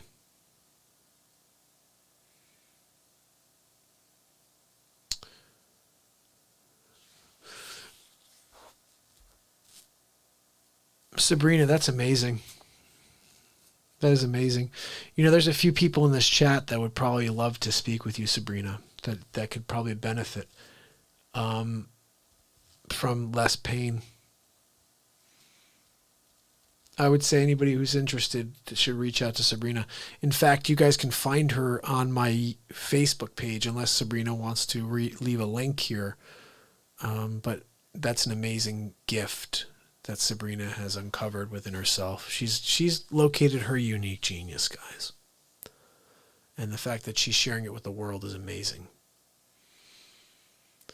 Sabrina says, they say it's not possible to experience the pain and suffering of another, yet I am and do every day.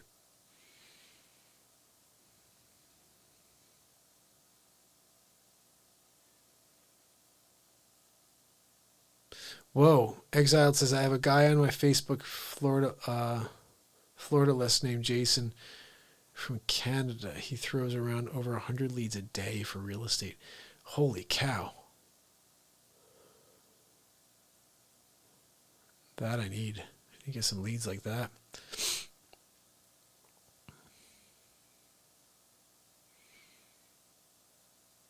Yeah, guys, just find Sabrina and ask for it to be your friends, and she'll connect with you. You know, one thing I could say about this platform is we're starting to gather like-minded individuals that understand that the purpose of this existence is to help each other. And I've always said this is the platform for us all to gather. Like, every positivity person in the world should be with us every single day, like without a question. It shouldn't be that, oh, we're here helping the people who need to find the light. No, all the light bearers should be joining me on a daily basis, because together we become. And Body and Soul knows that. And look, when Reiki's here with us, she knows it. This is the people that are living for spirituality, living to share some sort of light with others, should all be here with us every single night. And this is where we become stronger. This is where our purpose is solidified by not just one, but by many. Just like my song, by a legion of actual good-hearted people that are looking to try to generate light instead of destroy it. So, my 27 family members here. If we keep driving, we keep showing up every day, and guess what? I'll be here tomorrow. I'm here for 3 hours and 40 minutes right now, and I can't wait for tomorrow's show. I can't wait. We're going to destroy tonight's show tomorrow. That's the way it works. You can't ever get settled. You can't say, oh, it was such a good show today. I'll never do a better show than that. Are you kidding me? Tomorrow is going to destroy tonight. Believe it, because it's going to happen. And if you don't live your life that way, that every day you're one-upping yourself, you can get into a rut very quickly. And honestly, it's not that way for everything. That's why it's good to hear other people give you suggestions. When someone says, hey, have you thought about this? Or I know this guy who has 100 real estate leads a day. You never know. I think, though, if you guys just keep in mind that I'm a realtor, and anytime you hear someone says, hey, I'm going to buy a house or I'm going to sell a house, say, hey, do you mind? I know somebody who can find you one agent to interview. Do you mind interviewing that agent? Because I still think, I remember when I bought my first house, I wasn't a realtor at the time. And when I bought that house, I didn't know what questions to ask to the realtor I was working with. I asked a certain set of questions, but they were probably the wrong questions. Now, as a real estate agent, I know what questions I would want to know of the real estate agent, because I do it every single day. So take advantage of a free service that I offer, but that could also really help me. This is a huge part of a realtor's business, and I do not do any business with referrals. Maybe 1 a year, 2 a year. I should be doing 10 a month, 20 a month from the Real Talk family. Because if that actually occurs, then you will see me more. I will not be on at 10:30 every night. I'll probably be on at like 2 in the afternoon. I would be on during the day if I didn't have to, work all day with real estate. I mean, I don't think people realize, like, when this is something that is as a profession where I'm actually paid to be here with you guys, then I could be on anytime. I could be on mornings. I could come on and do like 10 to 2. I can come on and do 10 to 2 and then do a 6 o'clock to midnight. You know what I mean? Like, nothing stops where the show can go as soon as I can break away from having to focus 12 hours to 14 hours of my day on real estate. And most days not getting paid too. That's the craziest thing about real estate. You don't get paid until you sell something. Most people work for a company, you make something. I'm an independent contractor as a real estate agent. So if I work and someone doesn't buy tomorrow, I worked all day for free. And I do that most days. That's why this has not been a problem for me to come out here for 655 days in a row without getting paid. And the donations that you guys have given me is unbelievable. And I thank you for it, because it's an amazing thing to get a donation when you've been live forever and never asked for anything. You just want to provide light to the world. And when someone goes out of their way and say, hey, this is how I can show my appreciation, blew my mind. But I'm not expecting my career to be possible because of the listeners. Well, I think it is because of the listeners, but it's about somebody getting behind this. It's a corporation or something that says, look, we need to get this out in front of more people. And the only way to do that is you need to focus in more and do more. You need to create more. And I want to create more. I want to create more face swaps. Like, I have so much fun making these face swaps for you guys. Do you know that? Called Mark in the Morning. Mark in the Morning talk. I like that. I mean, seriously, this is the thing. The show should be on 3 times a day. Worst case, 2. But in a perfect world, somewhere in the morning when people are traveling in, like if this was possible, this is how I'd love to do this. Ready? 6:30 in the morning till 9:30 in the morning, or till 10:30 in the morning. Okay, 4 hours. And then 2 o'clock to 5, and then 10:30 till 2. But that leaves me about 4 hours to sleep. Look, I just want to be able to do somewhere in the middle of the day and then also towards the end of the day. But we'll figure it out. I mean, the other thing is I'm not rushing that, obviously, but I am kind of forcing my hand by pushing the Trump show. That's why I retired it for like a couple weeks, because I was noticing a total drop off in my business from people who really like Joe Biden. And I don't know people who do. I think people who do are just mental, to be honest, but they love him. And when they love Joe, they hate the Donald Trump show. And the fact that I just can't do one positive thing about Joe Biden. He is just a chooch. Oh my goodness, Sabrina's dealing with the same thing. Sabrina's been sharing freely for over 8 years, being shadow banned and censored daily. Yet I'm still out here sharing every day. I'm on Patreon, Medium, Facebook, Twitter, and Gab. There you go. Same thing. Sabrina's doing the same thing that I am. I haven't been shadow banned for 8 years, but I've been shadow banned for 655 days in a row. And I know there's people in a room and at every one of these platforms that knows this show exists. They have seen the show. They laugh and they keep saying he's going to quit tomorrow. I bet you he doesn't make it to the end of the month. He won't get to 2 years. He won't go to 3 years. He won't go to 4 years. Watch me. I'm showing up tomorrow. That's my new thing. I never had this intention of saying, oh, I'm going to do 1,000 days in a row. I'm going to do 2,000. I'm going to show up every day the heart beats. How about that? And we'll see where we are and how many days that is. I hope it's a lot of days. I just don't know. I do think it would probably be smarter of me to pace somewhat. You know, I just get kind of ahead of myself. I love being here with you guys. I do see this being the potential first Ed TV, Mark TV, where we go 24. Like, not that anybody would want to watch a 24-hour show of this, but you'd never know. Maybe Glynis would do that. She'd be like, look, I'm taking tomorrow off. I'm watching the full day of the Real Talk. It's called the Real Talk Ed TV. What'd you say, Daniel? I missed this. Yeah.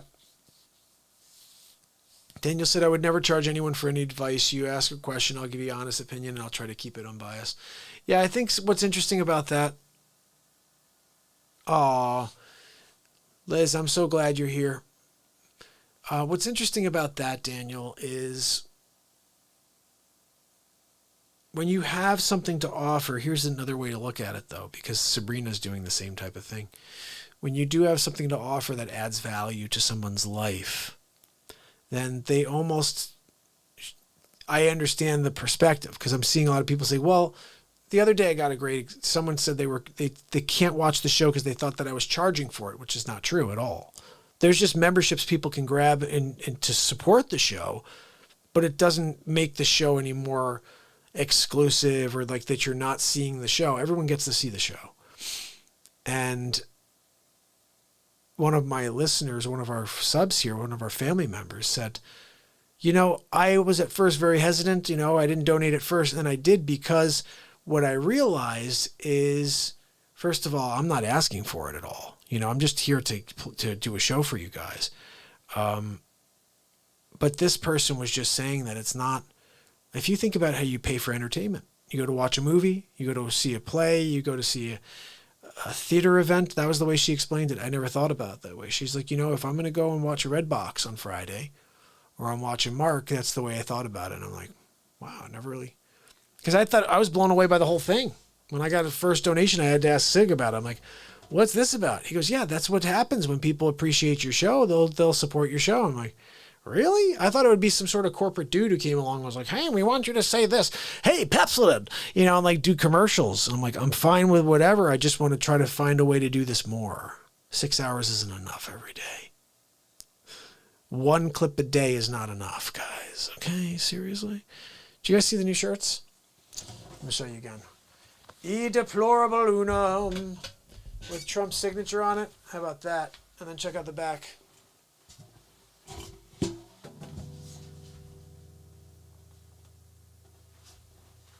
It's the Sleep Sofa shirt. Sleep Sofa Joe. I don't know if you can see that fully. This is the back.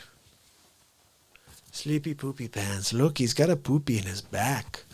I think we have to change Joey's diaper again. Guys, I kind of want to play episode 30 because I need to see what I need to adjust. You guys gave me a great idea about the Joker because Nancy Pelosi smiles like the Joker. Hold on, look at this. Sid said some channels have YouTube rights. The Flat Earth channels challenged YouTube and won. YouTube doesn't censor them anymore. They won the rights to be seen. Say you're a Flat Earth guy. Maybe tomorrow I should call the title, say Flat Earth Friday. It's Flat Earth Friday on the Real Talk program with Harold and Jameson. Look, we're ripping the lid off the fake news. It's not rounded. This is not a rounded Earth. It's a flat planet. If you could imagine, if you drove your 86 Taurus directly that way for 2,562 miles, you'd fall off into the outer space quadrant of Anadromalius Scalanius. It's a very, very beautiful part of the galaxy, but once you go there in your Taurus, you can't take a left turn and come back. You're gone. Forever. So you got that going for you. Oh my goodness. I love that idea though, buddy. I love that idea. So do you guys mind watching episode 30 with me so we can get some notes? Make sure I'm good for tomorrow. Oh, you know what, guys? It's freaking 3 hours and 50 minutes in. It's 2:45 in the morning. Whew. It's crazy. Daniel's laughing. I love that. Vintage is laughing. These are the funny things, guys. Like, we do 4 hours and I don't get to review any of it afterwards. So all these little cool clips, like, will never be seen unless you guys recognize them. So I'm just going to say this to anybody who watches this back on a replay. If you see something that you love from this show or any other show at any moment, just comment underneath the video, say, Mark, 3 hours and 32 minutes in, please pull that whole clip and release it for everybody. And if you do that, that's going to be helpful to me because I can't find it all. Like, I remember moments from every show. Like, we had a really nice moment before where I was talking about my grandma. I don't know if I'm going to do anything with that or if that's just going to be gone to time. But if somebody comes across this and said, you know what, Mark, you talked about this really cool thing that hit home for giggles, and it was at X time. Can you pull it and play it for everybody tomorrow? Sure. Thank you for doing the work and helping me recognize where it is in that video of that 4 hours. Because sometimes, like, I'll remember a song. Hey, Hit the Road Jack was awesome tonight. So now I'm looking through 6 hours to see what, every time I had a guitar in my hand, I'm like, oh, what song was that? Nope. What song was that? What song was that? Finally, I find it. I don't take notes here. I should. You know what I should do? This is where we evolve. I'm going to grab a notepad and a pen. So tomorrow, if I'm in the middle of a moment, I'm just going to I'm going to look at the time. I'm going to say 3 hours and 30 minutes, 3 hours and 52 minutes. Done.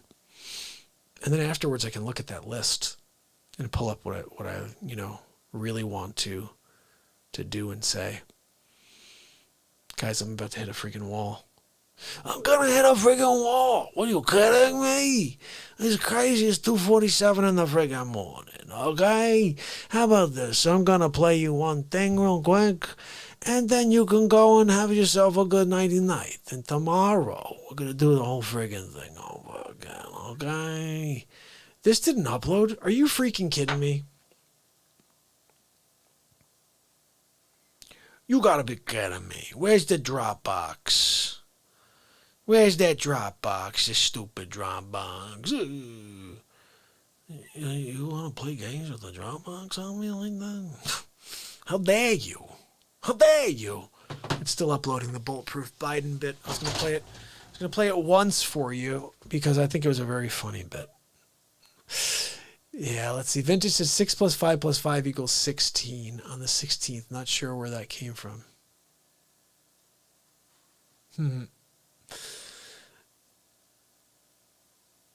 You know what? We're going to play this one. Iron Man 2. Let's get a laugh here. At least one before we go to sleep, everybody.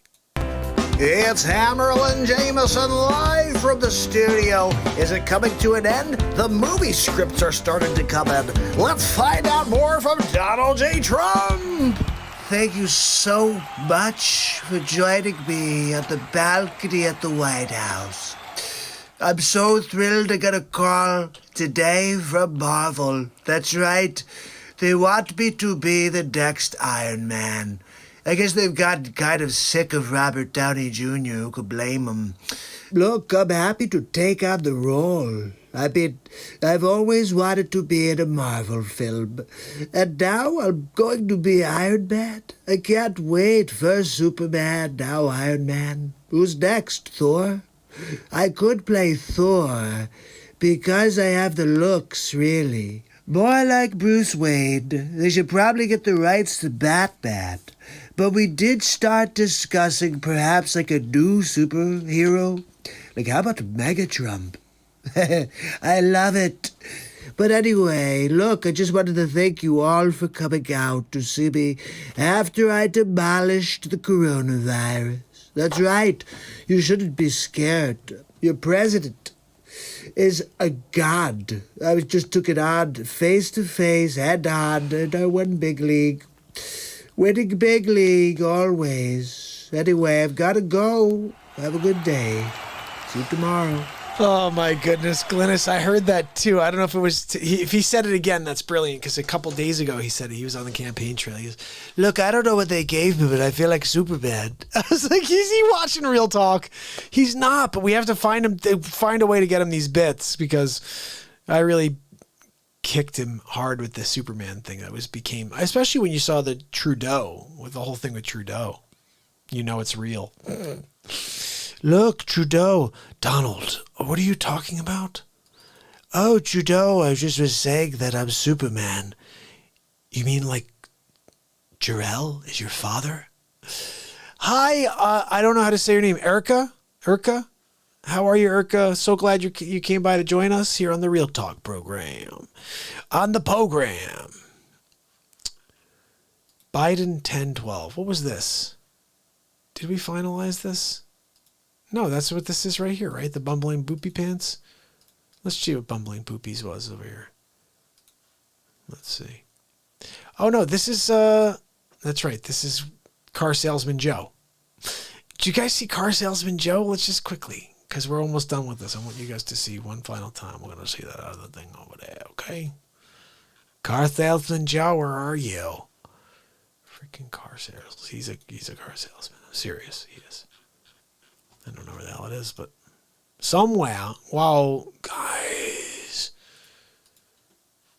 Where did car salesman? Oh, here we go. Here we go. This is silly. It's Felix Robertson. We're live from the studio, but we're going to head to Joe Biden, who's actually in Toledo, Ohio. He's inspiring the nation to vote for him. Let's hear what he has to say. Well, thank you very much for coming out to a Jeep dealership here in Dayton, Ohio. Toledo. Sorry, I forget out where I am sometimes. My Aunt Judy was actually from Toledo, and she used to say, "Go holy Toledo." I used to love that. I'd walk in and I'd ask for a PB&J, and she'd say, "Holy Toledo, Joe. Why don't you go and make that yourself?" I learned real early from my Aunt Judy how to make a PB&J. I didn't have to be taught.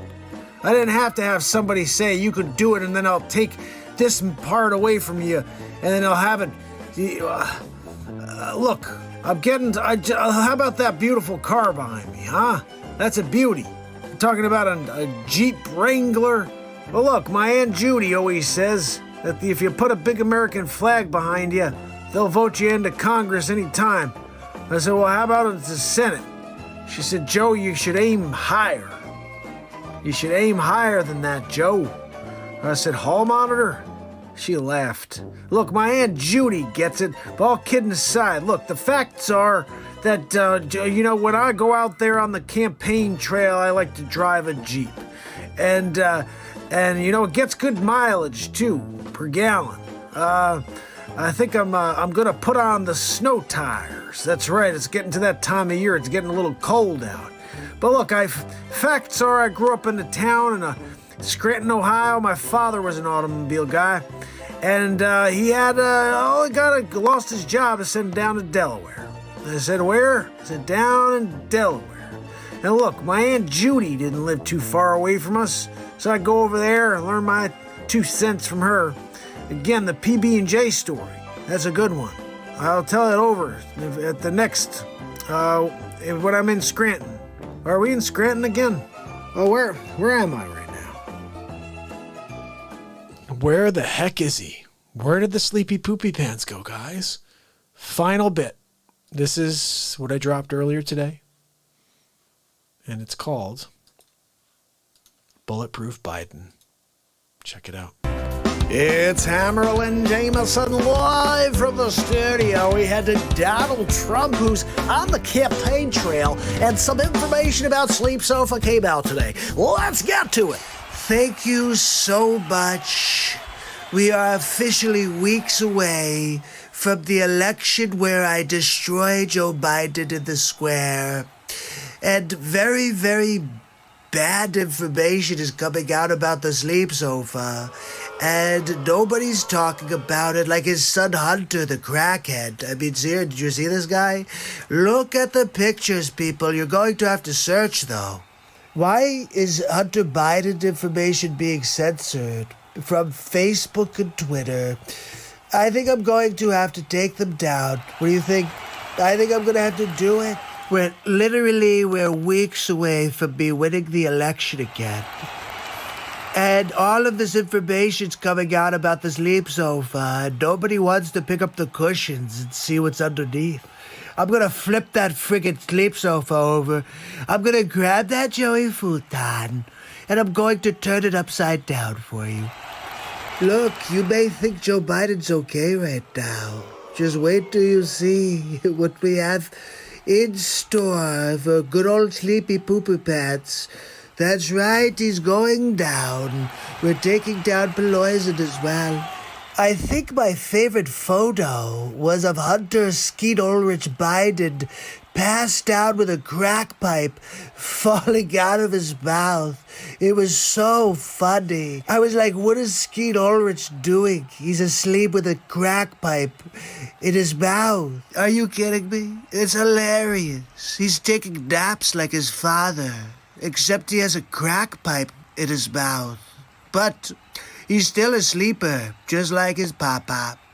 I got an idea. Why don't we give him a job with Burisma Oil for the Ukraine? We'll take $3.5 million from the Russian mayor's wife. And I got one more. Let's take $1.5 billion in securities from China. How about that, Skeet Ulrich Biden, huh? Oh my goodness. Like father, like son. Look, he's napping just like his daddy, except he has a crack pipe in his mouth. Look, there's plenty more to come. Just stay tuned and I'll see you tomorrow. Have a good night.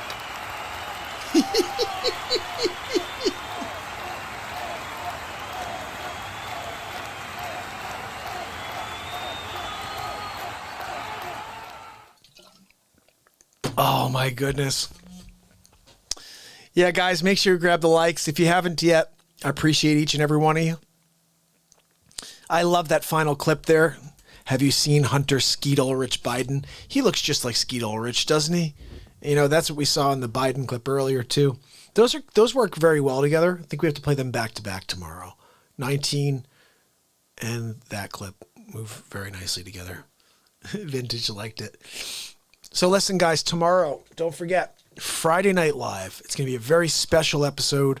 I'm looking forward to it. I hope you guys are as well. I want to say goodnight to each and every one of you real quickly. Vintage. George. Let me just see. I think I want to just double check something real quick.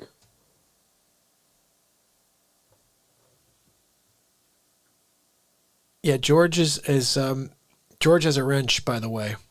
George is a huge supporter of the show. George, thank you for on Facebook, like going and checking out all the old stuff. There's some really cool stuff there.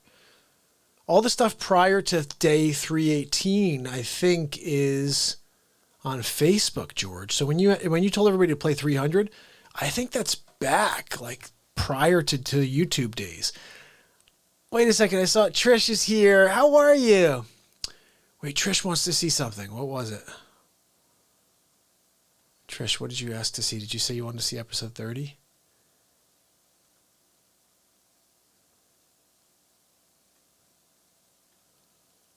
Let's see. I'm going to look back and see what Trish said. You know I like to make you guys happy here if I can. Tomorrow I'll be dropping episode 30 cleaned up. And I'm going to add a few things or something about the Joker that was said earlier, which was very cool. We are here for 4 hours, 4 minutes, and 4 seconds. Right there when I look down. Oh, the Hunter bit. You know what I'll do, Trish? Tomorrow I will pull out episode 19, the clip you just saw, or what you may have just missed. And then Skeet Ulrich Biden. They're the Biden behind bars. And then episode 30 is going to be finalized tomorrow. Because that clip we just played a few minutes ago. And let me see, is there one more thing I could play you? Well, you know what? Let's just do more tomorrow. It's 3 o'clock on the dot, guys. Perfect time for us to call it an evening. Very much looking forward to tomorrow. So make sure, if you haven't yet, subscribe, ding the bell. I'm live every single day for 3 to 6 hours. And I'll keep proving that. We're at 4 hours and 5 minutes right now. And if it wasn't 3 in the morning, my friends, we'd be doing another hour. But it is. So, I will say this on the way out. Tomorrow, wake up and think a great thought, because I will be with you again tomorrow evening. Until then, it's MARKPIRES. And it's real talk. I love you guys. I'll see you tomorrow.